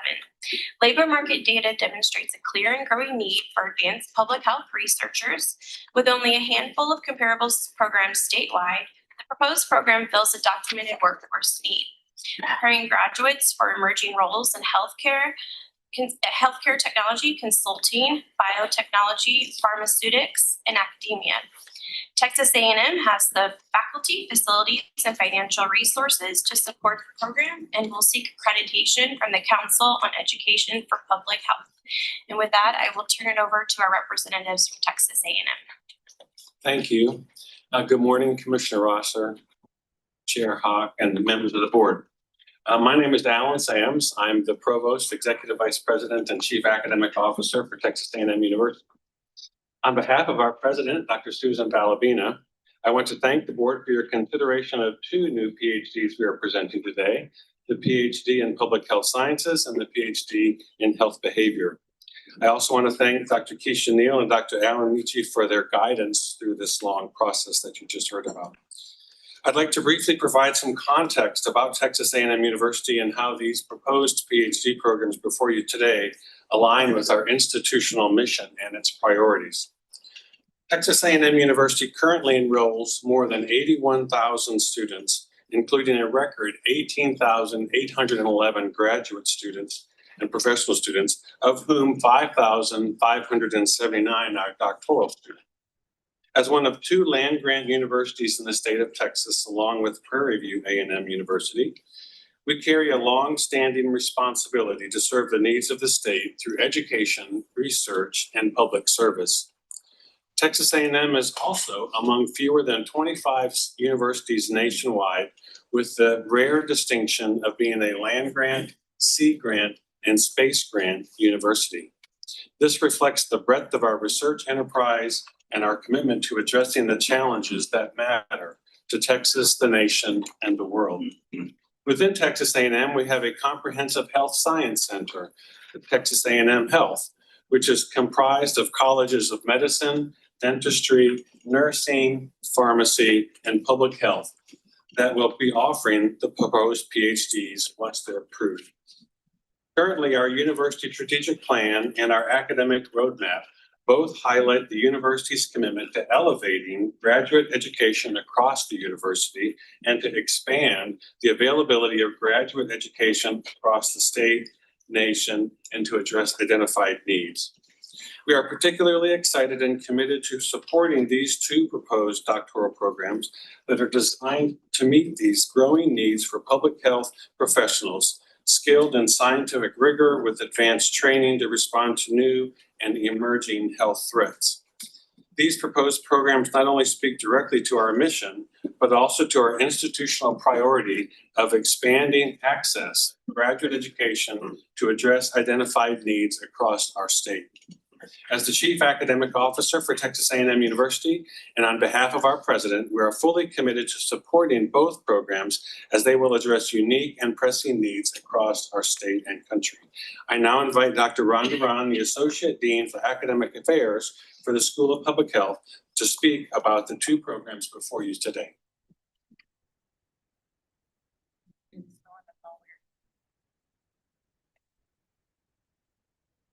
Howdy. So, thank you for allowing us the opportunity to speak about the proposed PhD in Public Health Sciences this morning at the School of Public Health. I do want to apologize for the Dean of the School of Public Health not being present. He's a newly elected board member for the Association for Schools and Programs of Public Health. And this week is their board meeting, and his attendance is required for quorum and to represent TAMU interests at that organization.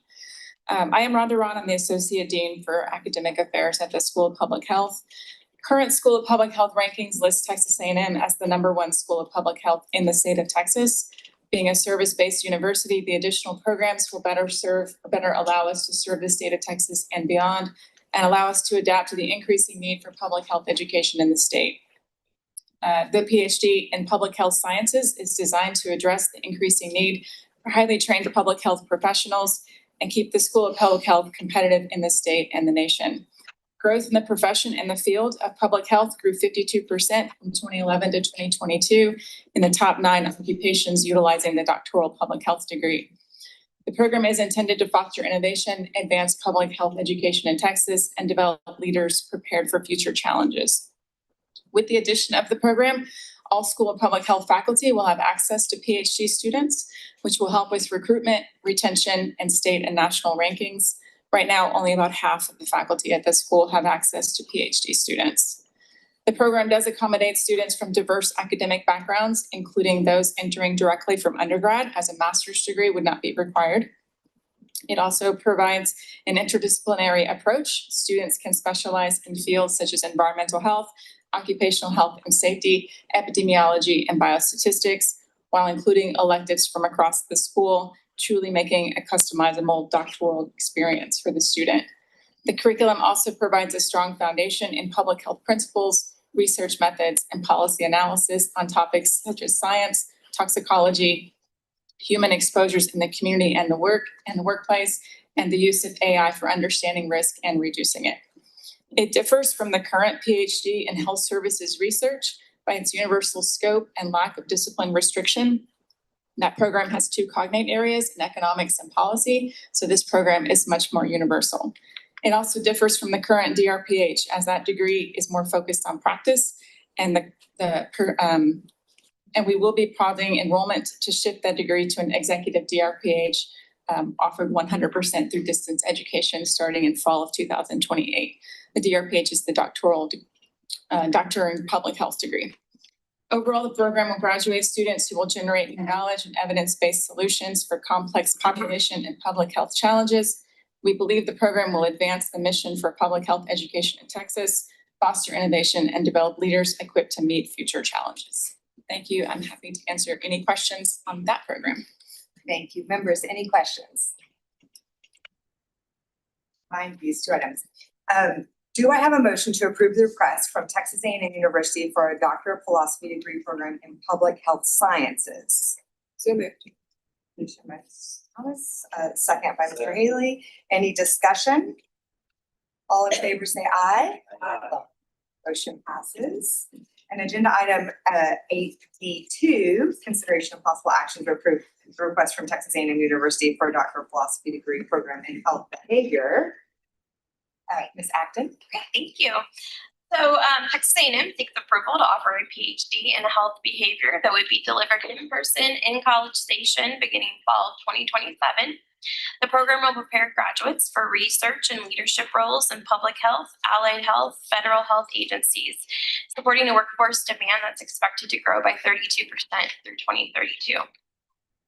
Texas A&M has sufficient faculty, facilities, and financial resources to support this program.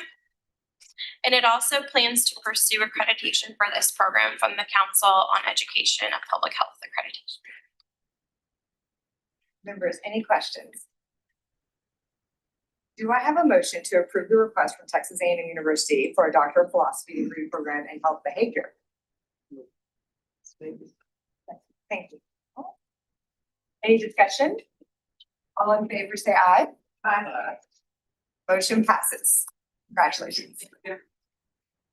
Agenda item 8B3, consideration and possible action to approve the request from Texas A&M University Central Texas for a Doctor of Business Administration degree. Jessica Acton will be will present this item and be available for questions. Dr. Clifton Jones, Provost, Vice President for Academic and Student Affairs, and Dr. Anita Chimuneni, tell me, say it again. Chinamaneni. Thank you. Chinamaneni, Dean of the Graduate School and Professor for Computer Science or Computer Information Systems, is also available for questions. Ms. Atkins. Yes, Texas A&M Texas A&M University Central Texas, let me try that again. Seeks approval to offer a Doctor of Business Administration that will be offered through a combination of in-person and hybrid instruction beginning fall 2026. The program prepares graduates for industry leadership and post-secondary teaching roles. The university has sufficient facilities and resources to support the program and plans to expand capacity by hiring an additional 5 faculty members. With only 5 public DBA programs currently offered in the state of Texas, and the nearest program located about 100 miles from Texas A&M Central Texas, concerns about duplication are minimal. The institution plans to seek accreditation for the program from the Association to Advanced Collegiate School of Business. Good morning. Thank you, Chair Hawk, Commissioner Rosser, and other board members. We appreciate this opportunity this morning to present this proposal to add a 60 credit hour Doctor of Business Administration to Texas A&M University Central Texas, which would be delivered through a flexible hybrid model and designed for completion within 3 years. This program will strengthen Texas's workforce and higher education pipeline by developing research-informed leaders who can drive organizational innovation, solve complex business challenges, and help address the growing demand for doctoral qualified business faculty. The need for this program is both immediate and well documented. External reviewers concluded that student demand will be strong, given the absence of comparable DBA programs within our service area, the program's affordability, and growing national interest in doctoral business education. They noted that professionals increasingly seek opportunities to advance beyond the MBA and develop the research and analytical skills needed to address complex organizational challenges. This assessment is reinforced by more than a decade of interest from our graduates, local business professionals, employers, chambers of commerce, economic development organizations, and military-affiliated personnel in our region. Reviewers specifically highlighted our location near Fort Hood as a significant advantage, citing both the size of the potential student market and the leadership experience that military-connected students would bring to doctoral cohorts. They also observed that many prospective students view this degree as an opportunity that has not previously been available to them within a geographic, financial, or professional format that supports full-time employment. Texas employers need leaders who can generate new knowledge through research and data-informed decision-making, while higher education institutions continue to face shortages of doctoral qualified business faculty. The DBA directly addresses both workforce needs. Reviewers noted that the program's focused curriculum, hybrid design, and strong value proposition should allow us to easily attract students from Central Texas and beyond the immediate area. In conclusion, Texas A&M Central Texas is uniquely positioned to respond to this need through our strong regional partnerships, military connections, established graduate pipeline, and commitment to affordable, high-quality doctoral education. Developed with input from business leaders and workforce partners, this program aligns with regional workforce priorities while expanding educational opportunities across the state. We'd be happy to take any questions the board might have from us. Thank you. Members, any questions? Do I have a motion to approve the request from Texas A&M University Central Texas for a Doctor of Business Administration degree program? Mr. Plummer and Mr. Anwar. Any discussion? All in favor say aye. Aye. Motion passes. Congratulations. Thank you, board. Agenda item 8E4 is consideration of possible action to approve the request from the University of Texas at San Antonio for a Doctor of Business Administration degree program. Jessica Acton will present this item and be available for questions. Dr. Heather Treatfall, Vice Provost for Graduate and Postdoctoral Studies and Dean of the Graduate School, and Jonathan Helbesleben, Jonathan Five, but no. I'll display it. Need for the Carlos Alvarez College of Business are also available for questions. Thank you very much. Ms. Acton. Yes. The University of Texas at San Antonio seeks approval to offer a Doctor of Business Administration that would be offered through hybrid online instruction beginning fall 2027.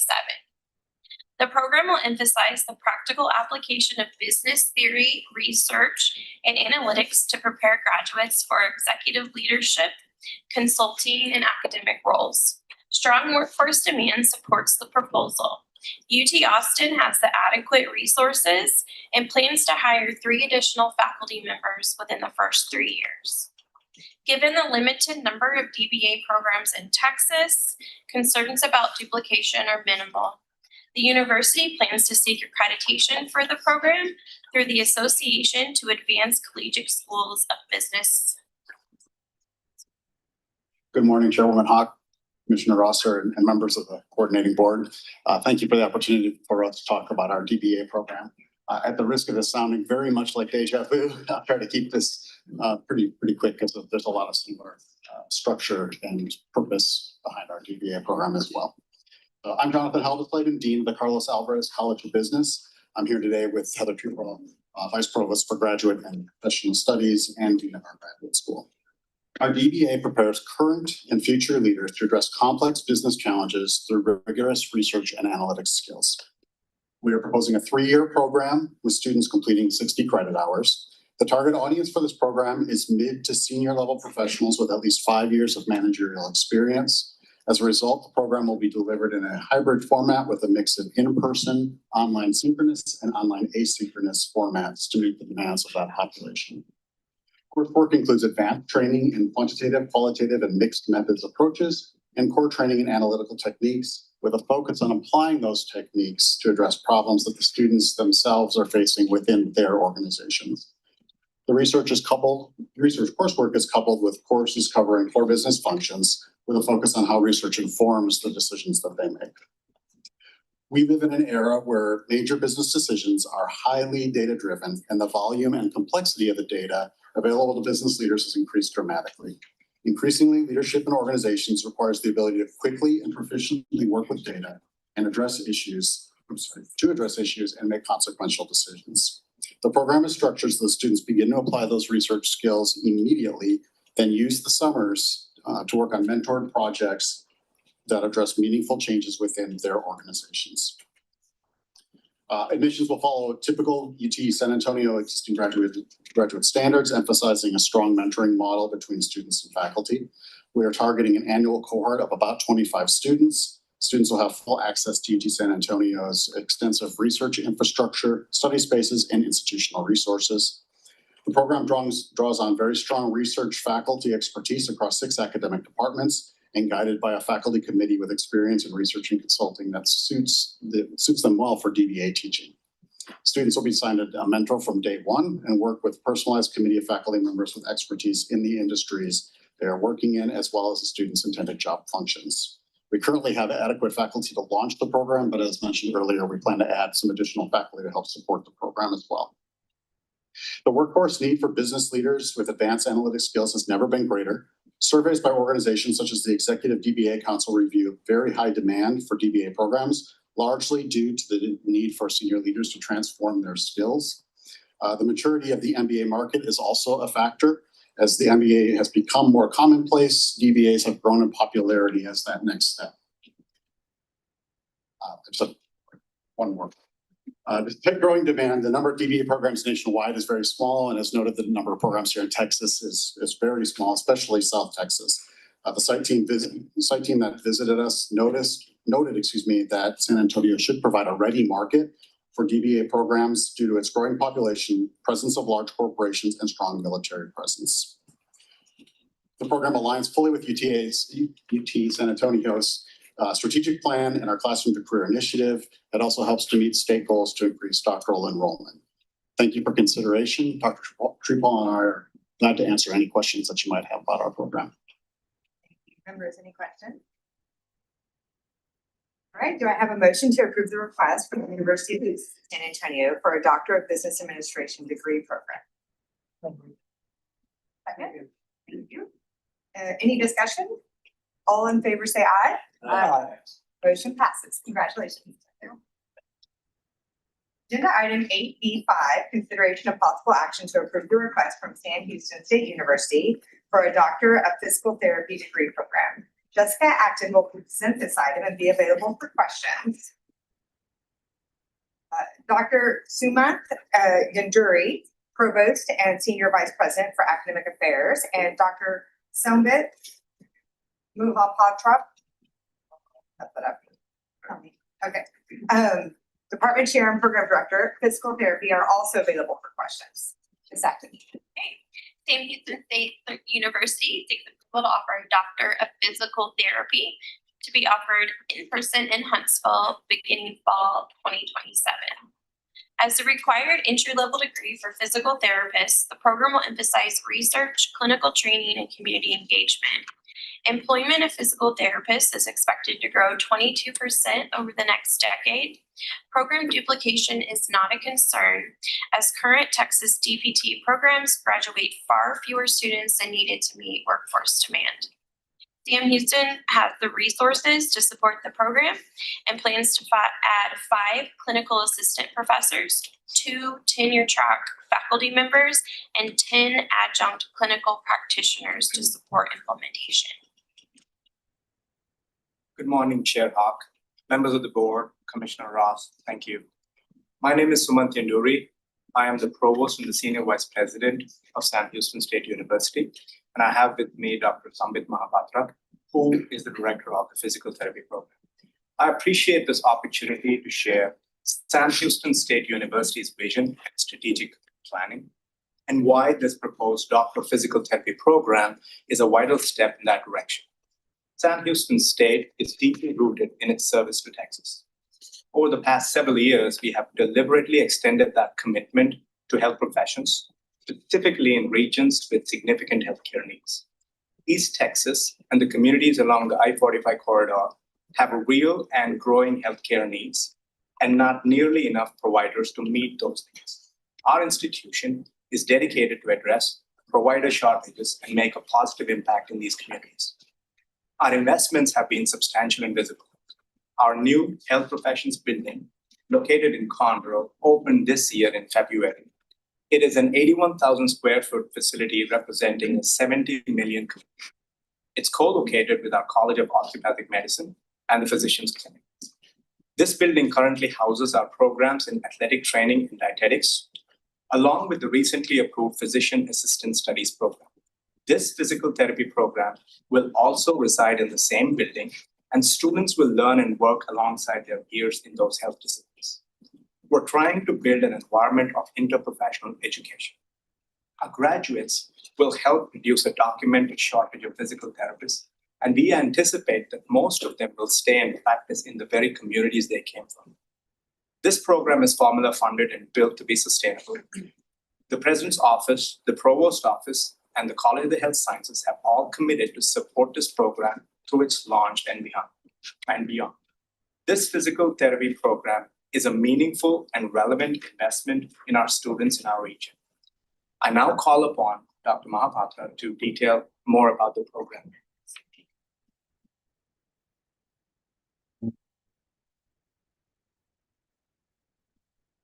Members of the board. Members of the board, good morning. My name is Sombit Mohapatra. I'm the program director and the chair for the Department of Physical Therapy. What we set out to build is a program that prepares physical therapists who are ready to practice, who base their care on evidence, and who go on to serve communities here in Texas. The need is clear.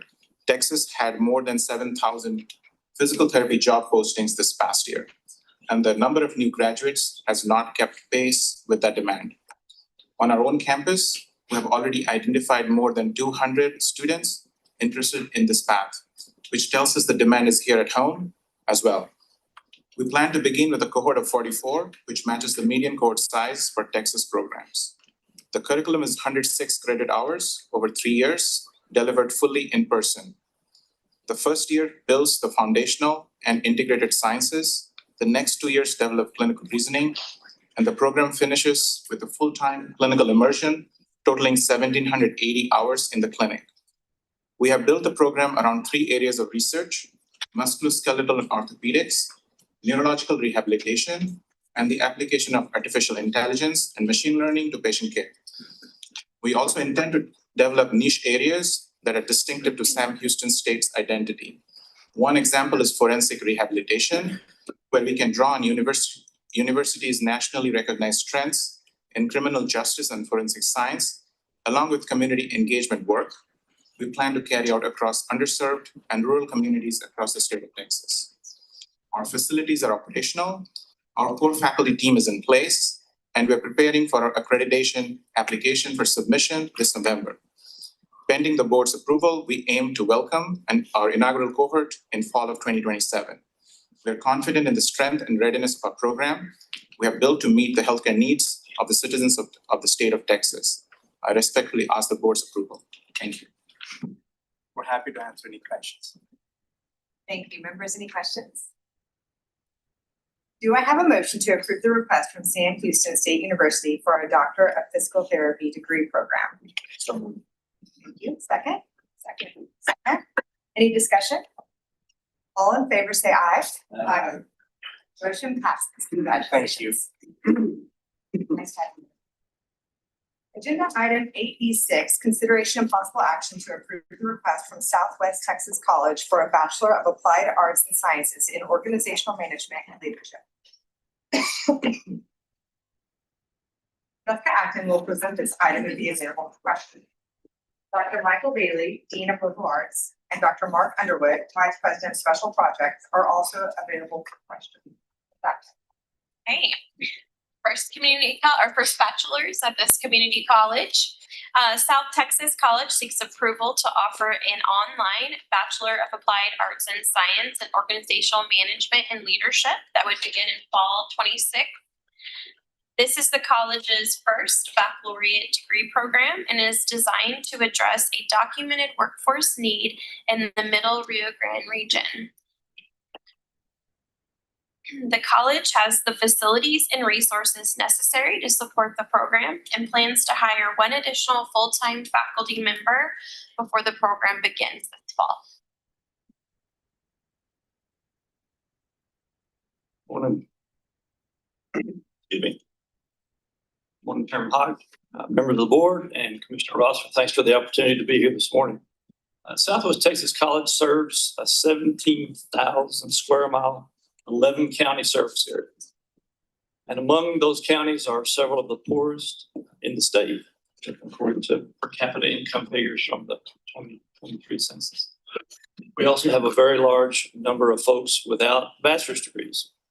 And we are persuaded, our board, our president, Dr. Hedge Gonzalez, and our faculty and staff are persuaded that this will help us better serve that service area and the folks that live there.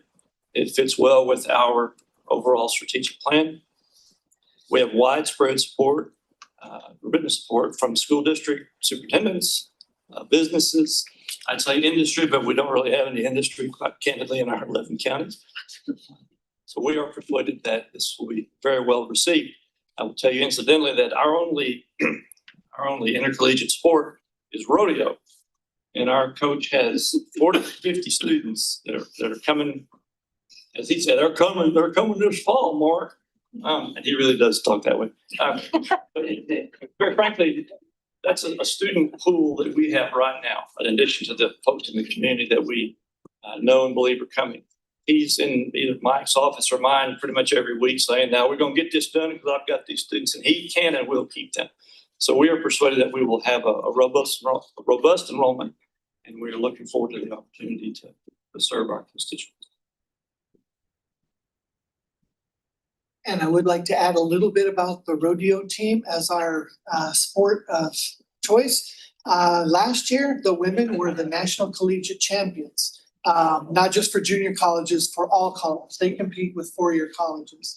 So recruitment is an issue, And our coach is very anxious to get his students involved in rodeo, which will keep them at the college the extra 2 years. But when we set out to design this program, we designed it to facilitate further education for students progressing from the high school level to the community college level and then further beyond. But also, like Dr. Underwood stated, we have several from a broad range of occupations such as law enforcement, from healthcare, from education, who want to move up into management, but really don't have that opportunity without leaving the area. As you know, Uvalde has been hit with several tragedies, flooding recently last week, put several people at a severe loss. So they're trying to rebuild the community. They're trying to stay in their own hometown. And we're glad to be able to offer this program to allow people to advance their careers, advance themselves while not having to leave the area, and they can remain Uvalde strong. Thank you. Thank you. Members, any questions? Women's Rodeo National Champions, I love it.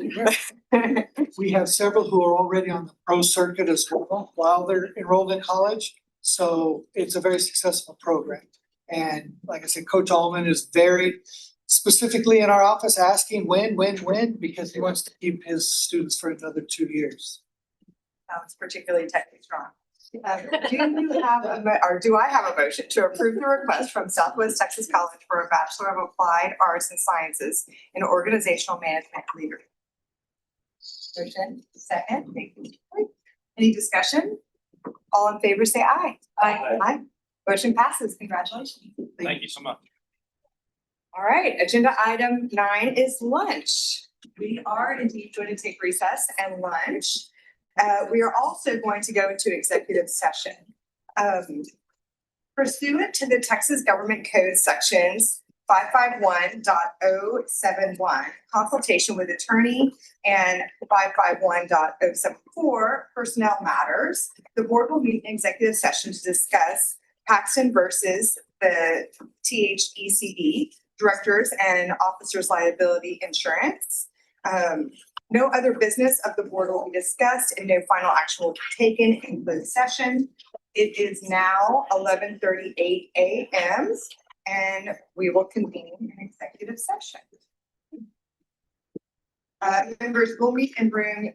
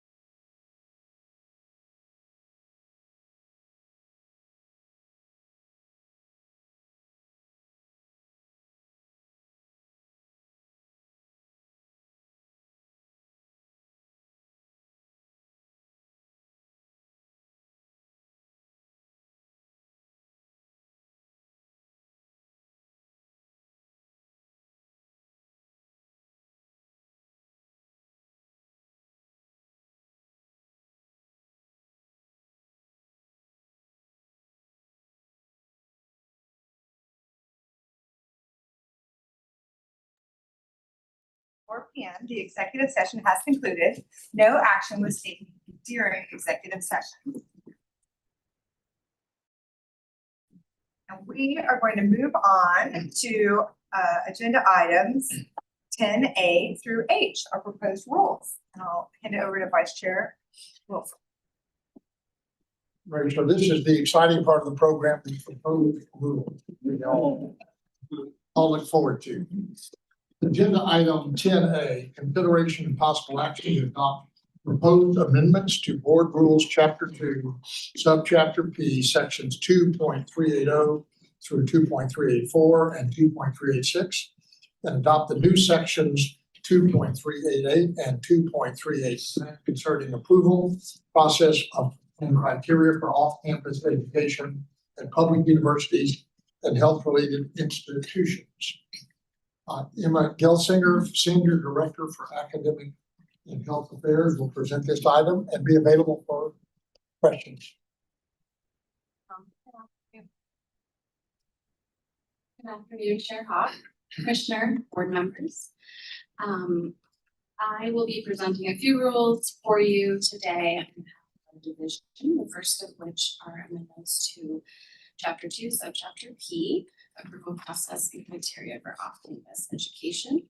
I did want to note that you should have a supplemental materials document for these rules that incorporates or adds the summary of comments and agency responses that were inadvertently left off of the blue page, but other than that, there are no changes. I do want to note that there will be 3 rules presented to you today related to off-campus education. This is the first. I will also present the repeal of our existing rules, and then one of my colleagues will present off-campus rules for Texas State Technical Colleges. So with that, I would like to just highlight a couple of key pieces of information related to off-campus education. I know we also have a few board members. So off-campus education is one of the really important ways our institutions provide access to higher education in Texas students in areas where they may not be able to access the main campus. Texas statute requires coordinating board approval prior to delivery of off-campus courses or programs at off-campus educational sites. For universities and HRIs and technical colleges, off-campus sites are anything that is away from the main campus.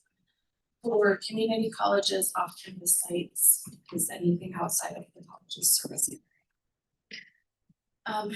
These institutional sites can range anywhere from a small teaching site that might be used for a semester or a year, all the way up through a well-established branch campus that may have its own dedicated faculty and staff at that location.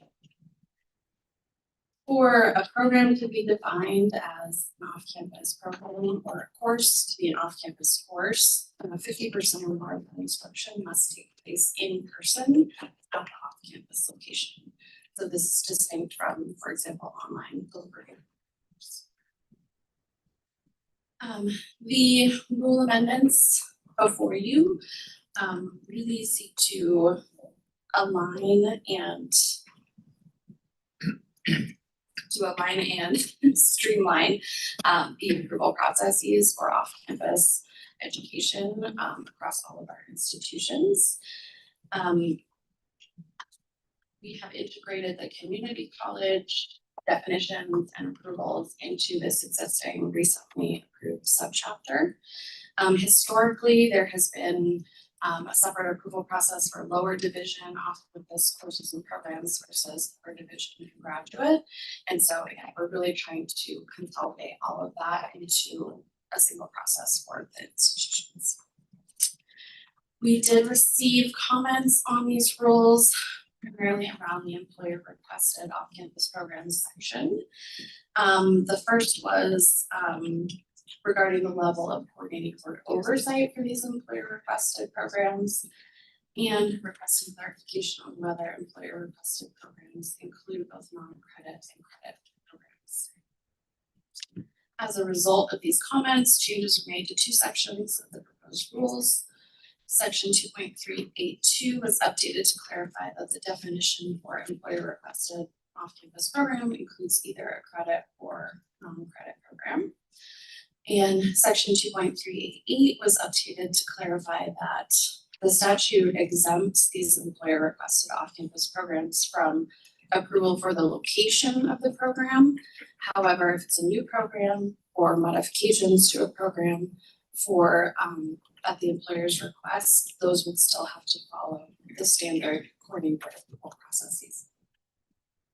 These rules will be effective September 1st. We are working with our colleagues in workforce education to build out an implementation plan for all the institutions. And I am available to answer questions that you may have about these amendments. Yeah, so coming up September 1st. Yes. Great. Any members, any questions? If not, to have a motion to approve the amendment, to adopt the proposed amendments to the board rules as presented, please. Motion. Have a motion and a second. Any discussion? All in favor, say aye. Aye. Motion passes. Agenda item 10B is consideration and possible action to adopt new board rule, chapter 2, subchapter R, section 2.500 through 2.503, concerning Texas Mental Health Professional Pipeline Program. Edward Gelsinger will present this item and be approved. Approval is recommended for these new rules in chapter 2, subchapter R, concerning the requirements and criteria for participation in the Texas Mental Health Pipeline Program. This program was established by Senate Bill 1401 in the 89th legislative session. This really encourages universities to build partnerships and pathways with community colleges to address workforce and community needs for a variety of mental health professions. The coordinating board has already established a webpage for the program and an initial interest form. And if the rules are approved, we will move forward with full implementation of the program. And I'm happy to answer any questions. Any questions on this? Thank you very much. If not, do I have a motion to adopt the new board rules as presented, please? So moved. Have a motion, do I have a second? Second. Motion second, all in favor? Aye. Any opposed? Motion passes. Item 10C is consideration and possible action to appeal board rules, chapter 4, subchapter Q, sections 4.270 through 4.279, concerning approval of off-campus and self-supporting courses and programs for public institutions. Gelsinger will present this item and be available for questions. As noted, we are recommending repeal of chapter 4, subchapter Q.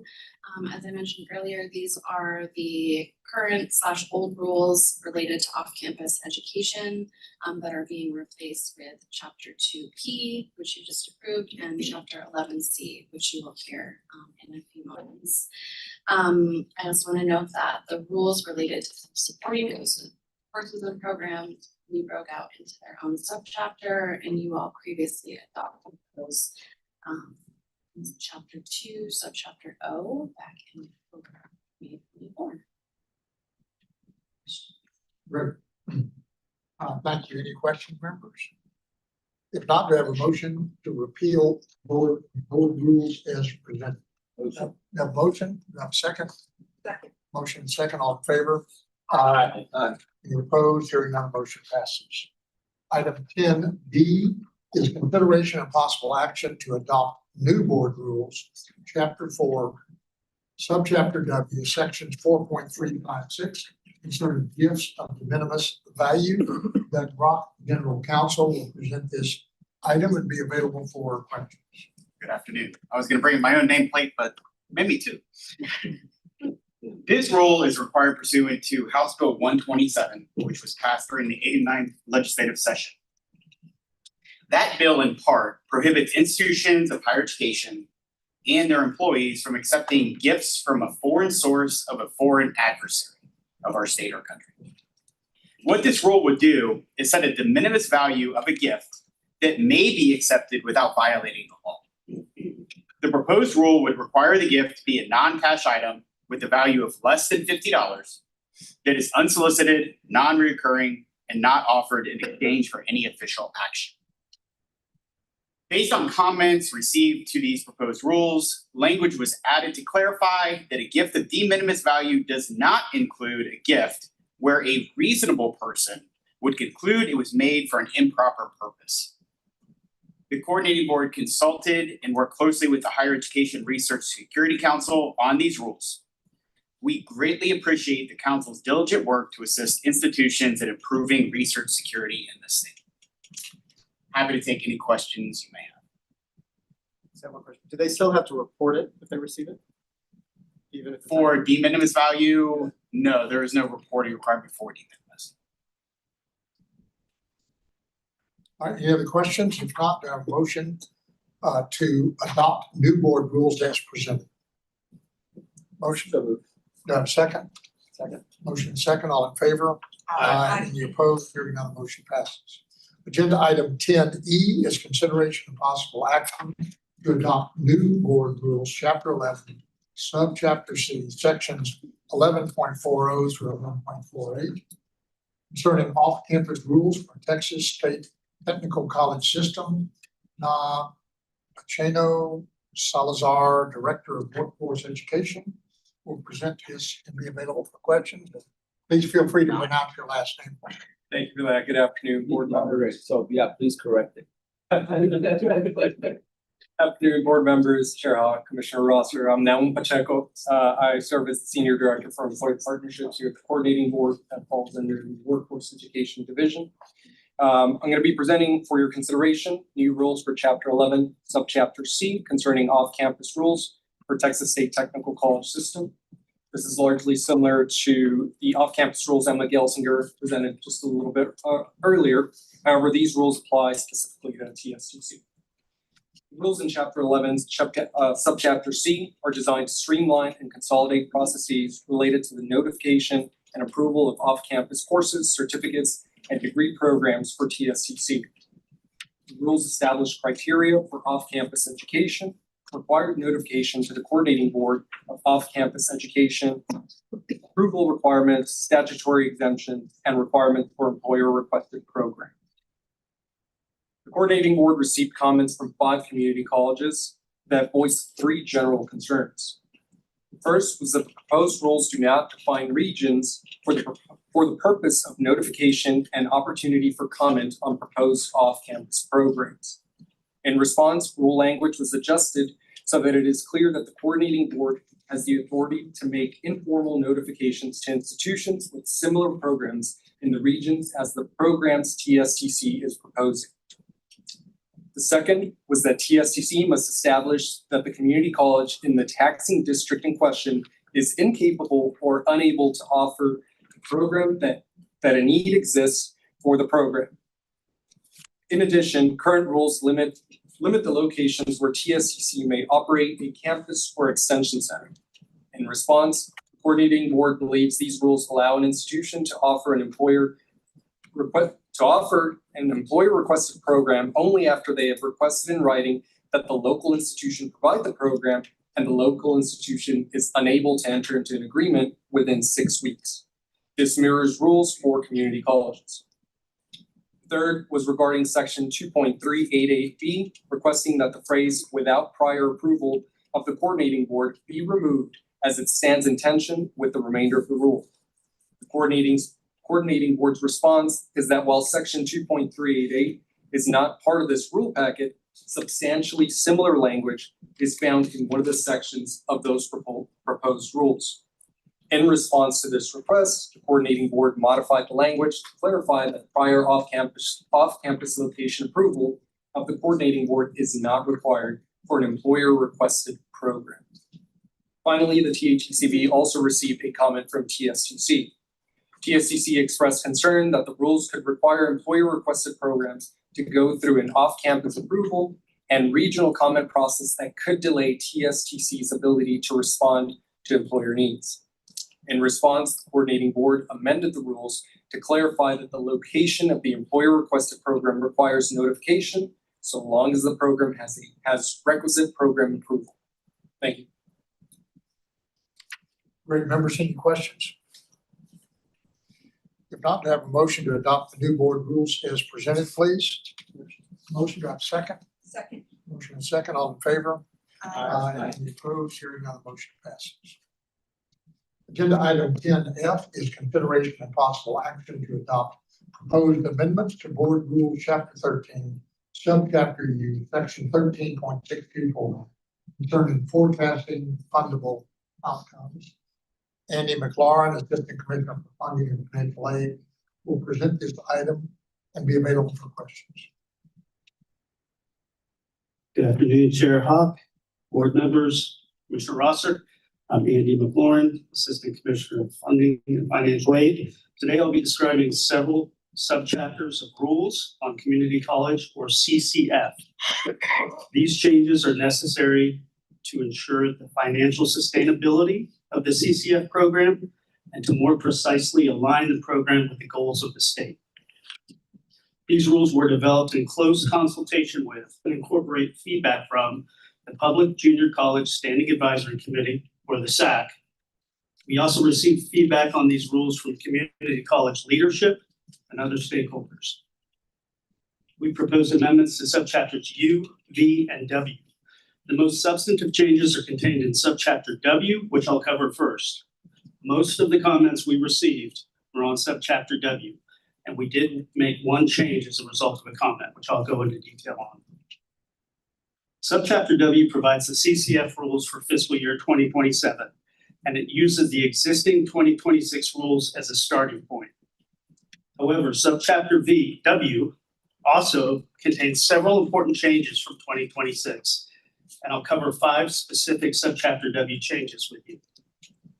First, subchapter W adds a limitation of 1 credential type per student over a 5-year time frame, with the exception of allowing 2 level 1 certificates to be earned within 5 years.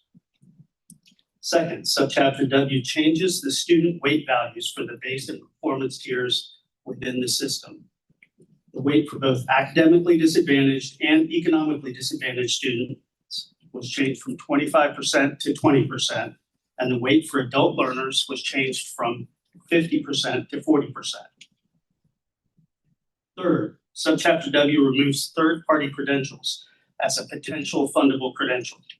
Note that although these are currently listed in rules, they have never been reported by schools and they've never been funded under the system.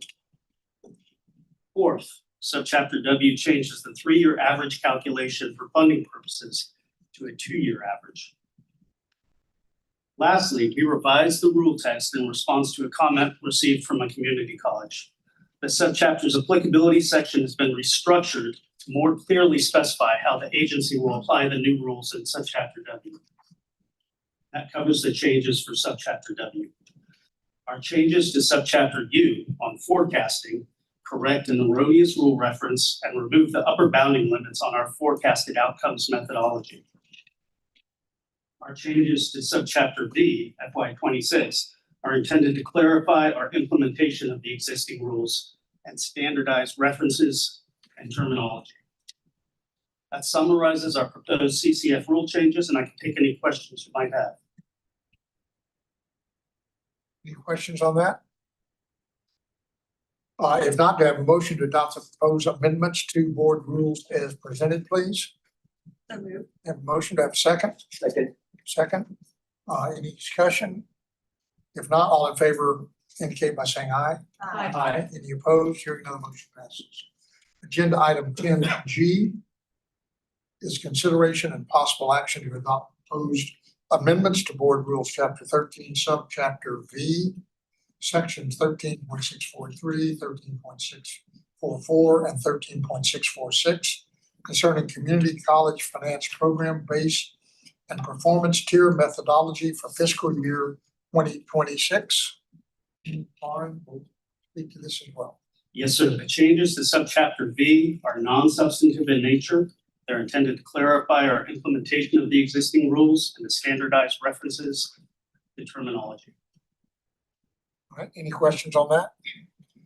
If not, do I have a motion to adopt the proposed amendments to board rules as presented, please? Motion. Have a motion, do I have a second? Second. Motion second, any discussion?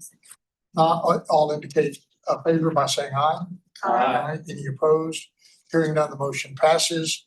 Agenda item 10H is consideration and possible action to adopt proposed amendments to board rules, chapter 22, subchapter L, sections 22.226 dash 22.230, 22.233, 22.234, 22.236, 22.241, adopt new section 22.235 concerning Total Excellence Access and Success Texas grant program.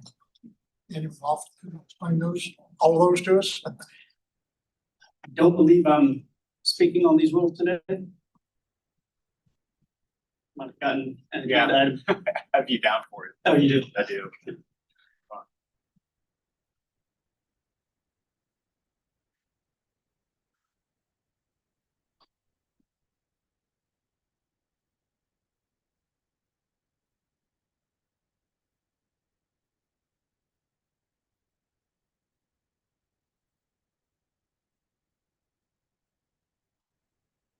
Give me one.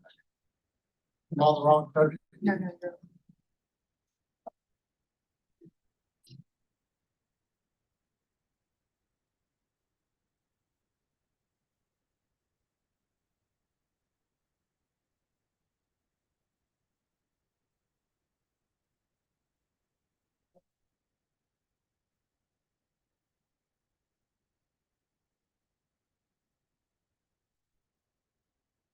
So who's speaking?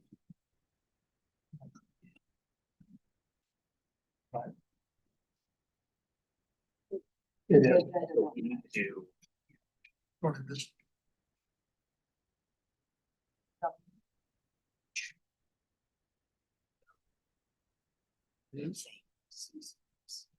All right. And who's speaking? So don't go away, you're still speaking. Agenda item H, consideration and possible action to adopt new board rules, chapter 13, subchapter W, sections 13.660 through 13.670 concerning community college finance program base and performance tier methodology beginning in fiscal year 2027. Yes, sir. The subchapter W rules are the rules I described a few moments ago that have 5 important changes. That was the one that you heard public testimony on this morning, and they apply to FY 27. All right, any questions on that? If not, do I have a motion to adopt proposed amendments to board group as presented? No, motion, I have second, motion second on, any discussion? All in favor indicates by saying aye. Aye. Any opposed? Hearing none, the motion passes. That is agenda items 11A through D2 for agency operation and finance items. Agenda item 11A is discussion and possible action to approve the legislative appropriation request, LAR, including exceptional items. Sarah Keaton, Deputy Commissioner for Administration Operations, and Anthony Infantini, Chief Financial Officer, will present this item and be available for questions. Keaton and Mr. Infantini. Hello. Anthony Infantini, the Chief Financial Officer. Pleasure to meet y'all that are new. We are here to discuss the legislative appropriations request for the 2028 to 29 biennium. Next slide. So Texas budgets on a biennial basis. The legislature, when they meet every 2 years, are required to pass the budget. So each legislative session proceeding, in summer proceeding, we are requested to provide a legislative appropriations request. It's where we submit each summer to give financial and operational information to the legislature to initiate budgetary decisions that they will make throughout this session and impact the upcoming biennium. It's our opportunity to recommend changes to the budget or request additional funding from the legislature for very specific purposes. Major components are an administrative statement the commissioner prepares, our baseline budget, which we will discuss in a minute, exceptional item requests and revisions to budget riders, which are narratives that accompany our budget, They give us either restrictions or ability to move money for specific purposes. Go to the next slide. So I want to walk the board through our timeline because it's pretty condensed. We just got the instructions to submit our LAR last Wednesday, with a policy letter released by the governor, lieutenant governor and speaker. On Friday afternoon, we received what we call our baseline, which is our general revenue and general revenue dedicated funds. So there are specific types of funds, which they kind of are as a number that we refer to as our limit. So we received that number and our submission is due in August 14th. So we have a little under a month to put all this together.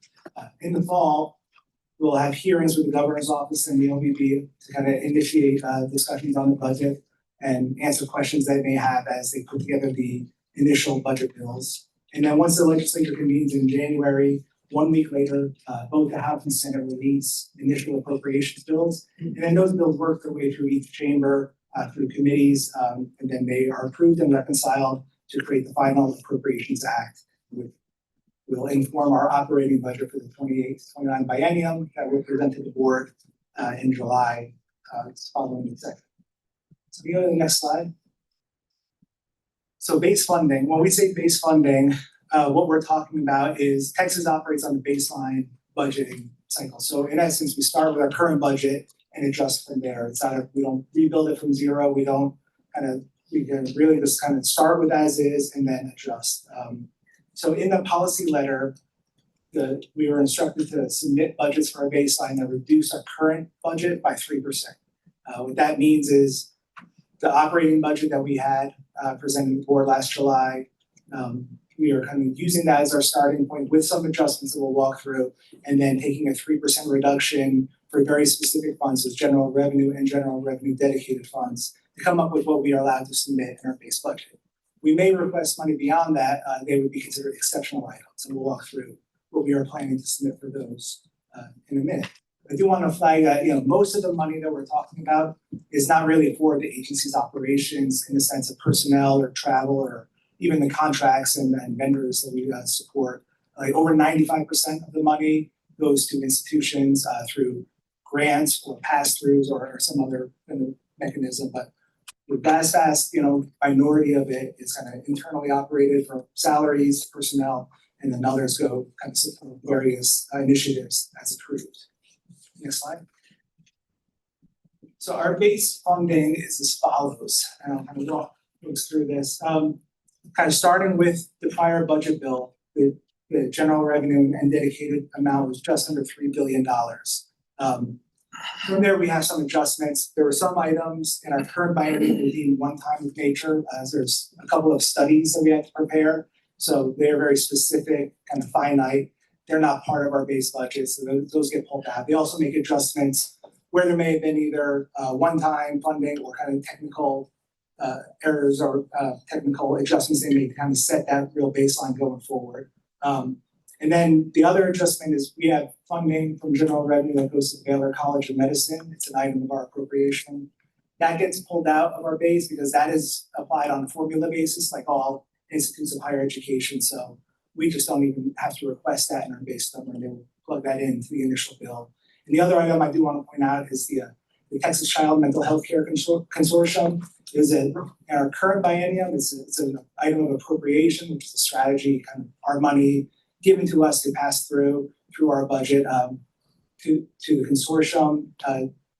For the next biennium, it is being pulled out of the coordinating board budget as a separate consortium budget to kind of draw a little more clarity around kind of how those funds are deployed. So after those adjustments, the baseline reduction you see there is $77 million, just a little bit above that. What that is a biennial number, so about $38.5 million per year to give us kind of where we can request. And again, kind of going back to what I mentioned, from an operational perspective, if we split things out, it's about 3.3 million operational, 74 million from the institutional support side, and then that's on a biennial basis again. So we are looking at those numbers to see how we can evaluate and kind of meet those requests. And to that point, we do anticipate submitting several exceptional items to kind of either some regardless of the base we were working on, others, this baseline reduction may inform kind of the figures and amounts that we are going to request. Yes, So these numbers that are listed here are for the 2-year period, right? yes, those are biennial, yes, precisely, sorry. We don't, a lot of our money comes in different ways, so we just look at it as a 2-year total. We don't have to spend it equally, but generally speaking.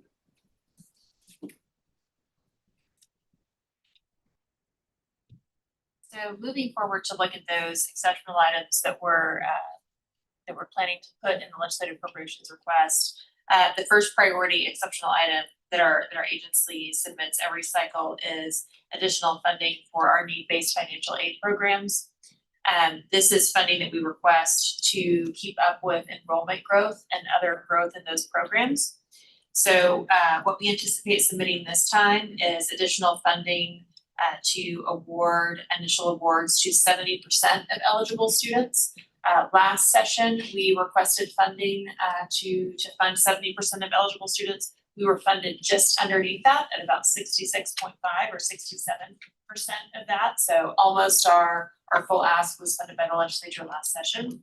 So we'll again include an item to try to reach that 70% benchmark in Texas grants that goes to 4-year universities, TEOG that goes to 2-year institutions, and then tuition equalization grant that goes to the private institutions in the state.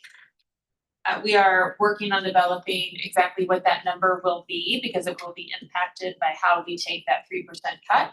But it will be, if we were not taking the 3% cut, that exceptional item would be 144 million. So it will be a little bit more than 144 million for that first exceptional item. And then moving to the next slide.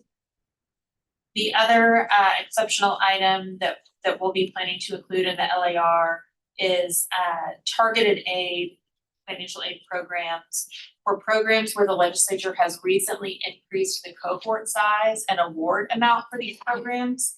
So this is additional funding that we need in order to maintain those larger cohorts and to maintain those larger award sizes. And that includes the Texas Leadership Scholars, Texas Leadership Research Scholars, and Texas Armed Services Scholarship. This item will probably be in the ballpark of 22 million for the Armed Services Scholarship to maintain that larger cohort and award size, and then 33 million or a little bit more than that potentially, depending on the 3% cut for the 2 Leadership Scholars program. Again, not to increase the cohort size, but just to maintain that going forward. And then moving to the next slide. For the base restoration item, to meet the 77 million base limit reduction, we will have to look at cuts both within operations and administration, but also in some of these trustee programs and funds that we send to institutions and students. So we'll be looking at options to minimize the amount of the cut that we need to take in mission critical programs. But with that being 95% of our budget, we can't avoid reflecting some of that cut in some of those programs. Moving to the next slide. The Office of the Ombudsman is administratively attached to our agency and reports to the Office of the Governor directly, has an appropriation in our budget because of that administrative attachment. We are working with their office on an exceptional item to restore their baseline funding so that they can meet their statutory duties going forward as well. That concludes the prepared presentation. We're happy to take any questions. Thank you, Ms. Keaton, Mr. Infiniti. Any questions? So it really looks like some of these are just because of the mandatory 3% cut, some programs were unintendedly affected. They just happen to be in our budget and we're just trying to rectify that. And then on the 77 million, we're gonna, once you kind of figure out what's likely and needed, then we'll come back with a net amount. Yeah, exactly. And this will just be a reduction that we show in our legislative appropriations request to show the legislature if this was reduced, here's where it could come out of our budget. But there will be a long process through both chambers preparing their introduced budget and then working throughout the session in their committee and conference committee process for them to decide if they want to take any reductions and where they would do that in our budget. So this is just a starting point for a long set of deliberations during session. Any other questions? If not, do I have a motion to approve the legislative appropriations request, LAR, including exceptional items? Do I have a motion, please? I have a motion. Do I have a second? Second. Motion and second. Any discussion? All in favor, say aye. Aye. Any opposed? Hearing none, the motion passes. Agenda item 11B is review of the fiscal year 2026 financial report to the board. This item is for information only. Anthony Infantini will present this item and be available for questions.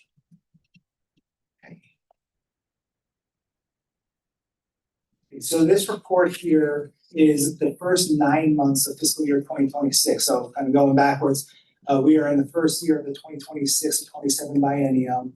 The starting point for this budget, it was the board's approved operating budget from last July, which was derived from the prior General Appropriations Act that was passed by the prior legislature. Since we're still in the first year of the biennium, we still largely aligned with what the board approved in July, but I will note that as we're kind of coming towards the end of the fiscal year and we're starting to cross the year of the biennium, we are aligning funding in a way to make sure we are maintaining the flexibility to meet the needs and demands of each program, and also aligning funds with when they may be awarded or deployed, depending on the type of spending that is to occur. I've mentioned to the board before, but a lot of the categories of our agency have the flexibility to spend money over both years of the biennium. Those are through unexpended balance riders, which are some of the riders that are in that appropriations request, which are nice for us because we do operate a number of grants and they can be awarded throughout the biennium and exist to award over multiple year periods. So having that flexibility is key to help us maintain fiscal control and make sure we are not losing the ability to spend and deploy money as intended by the appropriation. The other item I mentioned is, as we go into that next biennium, what the UB authority will do will create a number of budget adjustments from what the board approved in July for fiscal year 2027. So in future reports, we expect to see that as a starting point, kind of our adjustments, and we will maintain and monitor items from there because the vast majority of our funding does lapse at the end of each biennium. Shifting to the rest of that financial report in our bond and student loan program, I mentioned to the board before, but our cash balances are sufficient to meet our projected loan demand for the upcoming academic year without any additional debt issuance. So our student loans are going to be continuing to be issued at a rate of 6.3%, which can be reduced to 6.05% for those that have auto pay through their bank accounts, and because they are tied to the previously issued bond proceeds. This rate is again lower than the federal direct undergraduate loan rate and is significantly lower than what they issue for graduate loans for the upcoming academic year.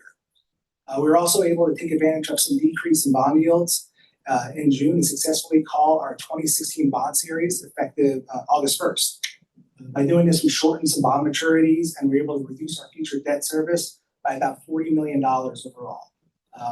So that can almost by itself fund almost a full year of loans under our current program, just by doing this one activity. And on a net present value basis, these savings for the portfolio are in excess of $17 million, which was greater than we had forecasted throughout this process. Since our bonds, I should say that, for those, our bonds are general obligations of the state of Texas, which is very unique for student loan bonds, meaning it's not incumbent on the student loan repayments to meet our bond servicing. However, our program has been such that since inception, we've never once relied on the state's GO pledge. It's always been self-supporting. So financing activities like this that lower the overall debt burden and produce the savings will help the state minimize the impact on the overall state's credit rating, and hopefully future issuances can take advantage of our AAA credit rating and promote fiscal responsibility to taxpayers. With that, happy to answer any questions.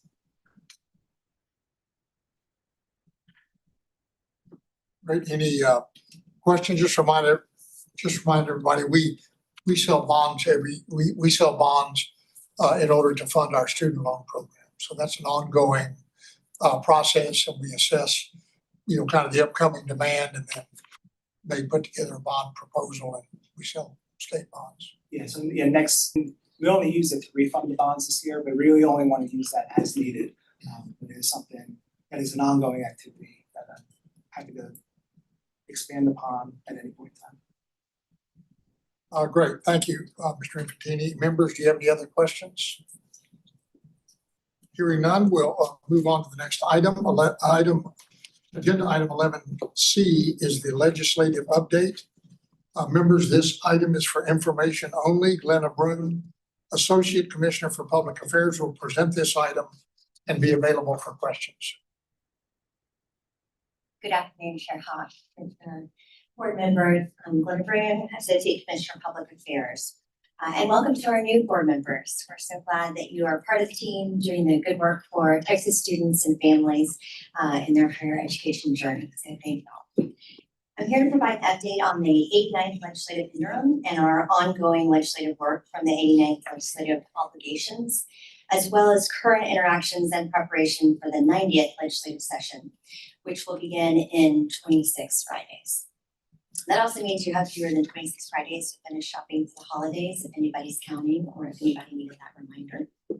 You've heard me say these numbers before, but we're working diligently to implement the 76 bills, 125 obligations, and wrap up the 13 studies that our agency was tasked with shepherding this last session. Today, you've seen the incredible results of the hard work that THECB and our stakeholders have been doing to accomplish those directives set forth by the legislature, the collaboration of the PDF and the detailed work of the GEC, studies that have been completed like the admissions testing study, and rules that will help clarify new legislation. Since our last board meeting, the commissioners testified in front of the House Public Health Committee, and next week we have 2 committee hearings meeting. On Tuesday, July 29th at 9 a.m., THECB will be testifying at Senate Finance Committee hearing on higher education transparency, our reporting obligations, and any gaps in data to help provide greater oversight to ensure the efficient and transparent use of taxpayer and student funds. Assistant Commissioner for Funding and Financial Aid, Andy McLaurin, will be speaking to that committee. Also next Tuesday, on July 28th at noon, the Commissioner and Deputy Commissioner Sarah Keaton will be testifying in front of the Senate Higher Education Committee on SB 37 and our obligations there, including the GEC Regent training, as well as the Community College Finance Funding Model. The committee will also be looking at HB 127 on Higher Education Research Security Council, but we will not be part of that testimony. Senate Higher Education Committee will also meet on the 29th at 9 to discuss the funding for the Permanent University Fund and the Texas University Fund, PUF and TAF. We won't hear that conversation either, but I wanted to let y'all know. So we have several days of hearings. On August 17th and 18th, the House Higher Education Committee will hold 2 days of hearings on 8 interim charges. And those include monitoring the implementation and associated rulemaking for all the legislation passed during the 89th legislative session to ensure that legislative purposes are properly met, the state of higher education, post-secondary education affordability, foreign adversary protections in higher education, increasing credential completion aligned with regional labor demands and national defense strategy in Texas public higher education institutions, research competitiveness, aligning advising initiatives and tri-agency work, and agency oversight. We will be speaking to all of those items during those 2 days. So it'll be a busy 2 days. On August 26th, the Senate Select Committee on Veterans Affairs will be holding a hearing, and we may also be testifying there as well. In preparation for these hearings, we're meeting with all higher education committee members, ensuring they have the information they need to make informed decisions for Texas students. In our work on the studies and the rules, we've engaged with legislative leadership and coordinated with bill authors and stakeholders to make sure we're bringing everyone along in the process of decision-making and gathering input. And prior to this board meeting, as I mentioned before, we welcomed institutional GR and legislative staff to a briefing. We do this in coordination with our board meetings every time we have a board meeting to create a space for open communication and feedback from our legislative stakeholders and to present upcoming rulemaking timelines and agency updates. And if that's not enough, we have one more update. Our new internal legislative tracking system, which will be new to the entire agency right before the legislative session starts, is in the testing phase. So we're getting close to the launch and we will be launched prior to bill filing. In closing, I want to remind you of a few important dates in our legislative calendar. Pre-filing of bills starts November 9th and ends March 12th. Session begins January 12th. And 140 days later, it ends on May 21st. So again, that's 26 Fridays till we get there and 25 Fridays till we hit the finish line. Thank you again for all the work that you do for Texas students and their families. We'll keep you updated on the upcoming hearings and conversations that we're having at the Capitol and the work we do daily to interact with stakeholders for the future of higher education. Great, thank you, Ms. Maroon. Members, do you have any questions for her? You have the session already figured out, right? We're getting there. We're getting close. Thank y'all. Hearing no questions, we'll move on to the next item. Agenda item 11D is legal update. We heard a legal update in executive session, so we will move on to agenda items 12A through 12D, which are the auditor items. Agenda item 12A, consideration of possible action to approve the compliance monitoring plan for fiscal year 2027. Paul Mayer, Director of Compliance Monitoring, THECB Office of Ombudsman, will present this item and be available for questions. Thank you. Good afternoon, Chair, Commissioner, board members. We are requesting consideration and approval of our annual compliance monitoring plan for the upcoming year. In the last year, as you just recently heard in the update, due to statutory changes, compliance monitoring transitioned from the internal audit department to the Office of the Ombudsman. As part of that change, projects related to community college funding, formula funding, and sexual misconduct reporting remained with internal audit as part of the new institutional assurance team. These teams have separate annual plans that will be covered just a bit later here in our agenda. Specific details to our upcoming work for the next year are in your materials. However, I'll provide a few comments, highlights from the plan, and then we'll respond to any questions or comments that you may have. This compliance monitoring plan was developed using a systematic process that considered both qualitative and quantitative information obtained from various stakeholders. The plan was developed using specific statutory requirements that are required as part of its risk-based development. There are 6 specific risk factors that are required by statute that were taken into consideration. These factors are identified in the plan document as well as on your informational blue page. Typically, these risk factors narrow to 2 primary drivers, however, unless there are other heightened risks at the institution or a particular type of financial assistance causes unusual circumstances.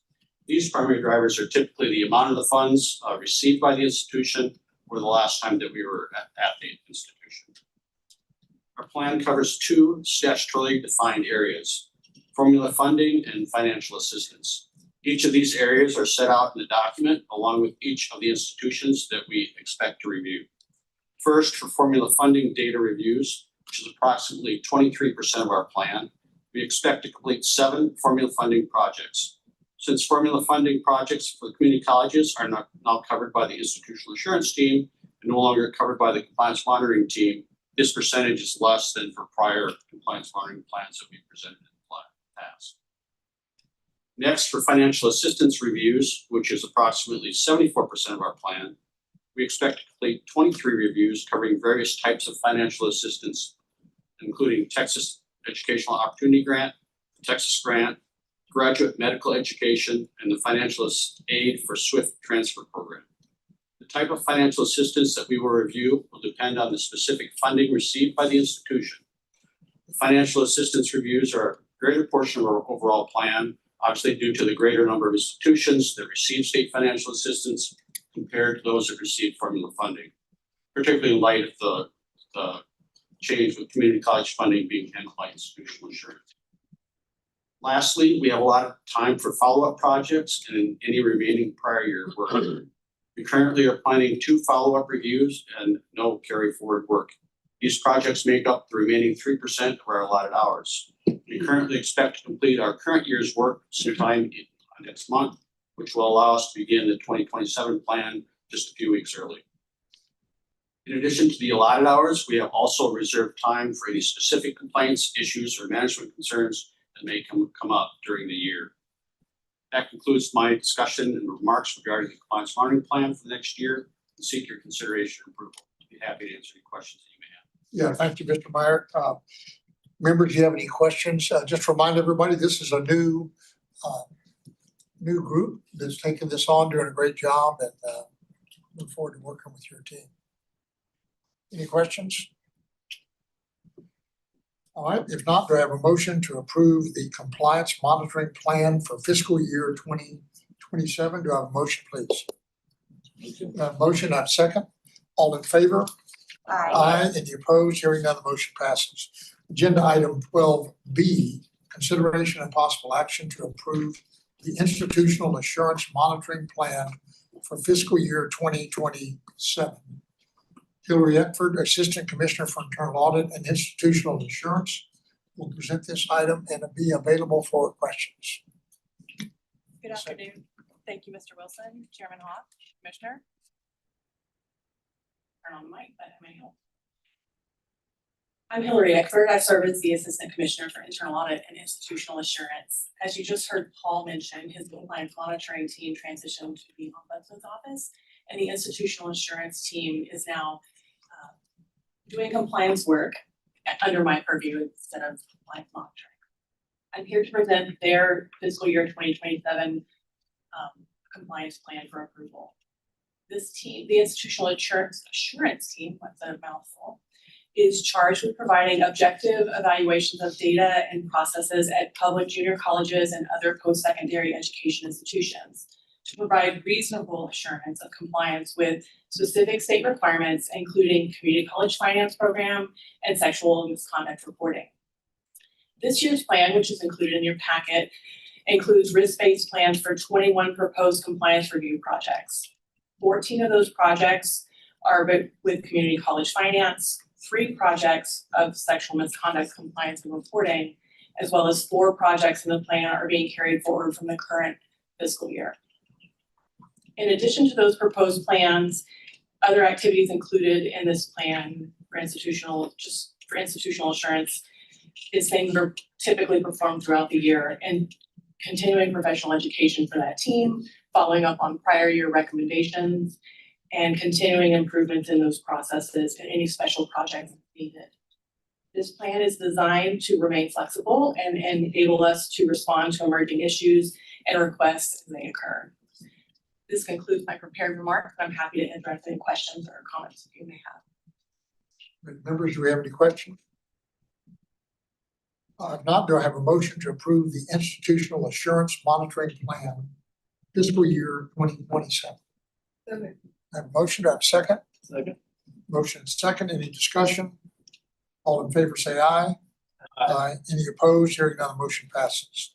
Agenda item 12C is consideration and possible action to approve the internal audit plan for fiscal year 2027. Hillary Eckford will present this item as well and be available for questions. Mr. Wilson, I'll continue. This plan is separate. This is for the internal audit portion of this division. And this audit plan looks internally at the division, at the agency's processes. This plan offers a strategic strategy for audit and advisory projects that internal audit will conduct to enhance and protect our agency's mission. And we believe that this plan covers key risks given our capabilities and our resources. This year's plan is risk-based and includes 5 proposed projects. 1 project will evaluate the agency's processes for the Financial Aid and Swift Transfer, or FAST program. The second project will review student financial aid processes. We also included a project to follow up on any potential recommendations from the State Auditor's Office efficiency review that's currently being conducted. While that audit is not yet complete, we anticipate its completion this fall, and we plan to perform any follow-up work next spring or summer. The 4th project is information technology and data security projects. During this current fiscal year, we conducted an IT audit firm conducted IT risk assessment for the agency, and we plan on using those results to conduct outsourced IT information technology audits again with that contractor. The last audit on that project on that plan is related to contracting processes and controls, which is statutorily required, and we will evaluate key contracting procurement processes are operating effectively. In addition to the proposed project goals plan includes other activities that internal audit function performs throughout the year, including continuing professional education for our auditors, following up on prior audit recommendations, continued improvement in internal audit processes to align with recent updates to auditing standards, including quality assurance reviews, and also obtaining an external peer review for internal audits as required by auditing standards. As our other plan, this one is also designed to be flexible and be able to respond to any emerging issues and events that may occur throughout the year. This concludes my prepared remarks on the plan. If you have any questions, I'd be happy to address them. Great, members, any questions? Question, so your IT audit, talked about how much focus was done on cybersecurity protection associated with that? It's absolutely in that risk assessment, and we've talked about that with our contracted auditors as well as with our new CIO to ensure that those risks are covered. Did we pass? Is that? We just did a risk assessment this current year, so we have not conducted the audits as of yet, but those are planned audits and coming in the future. Yes, sir. Is the team full? It says, do you have a vacant position? I do, yes, sir. I plan on posting a position very quickly, very soon. Any other questions? Thank you, Ms. Eckford.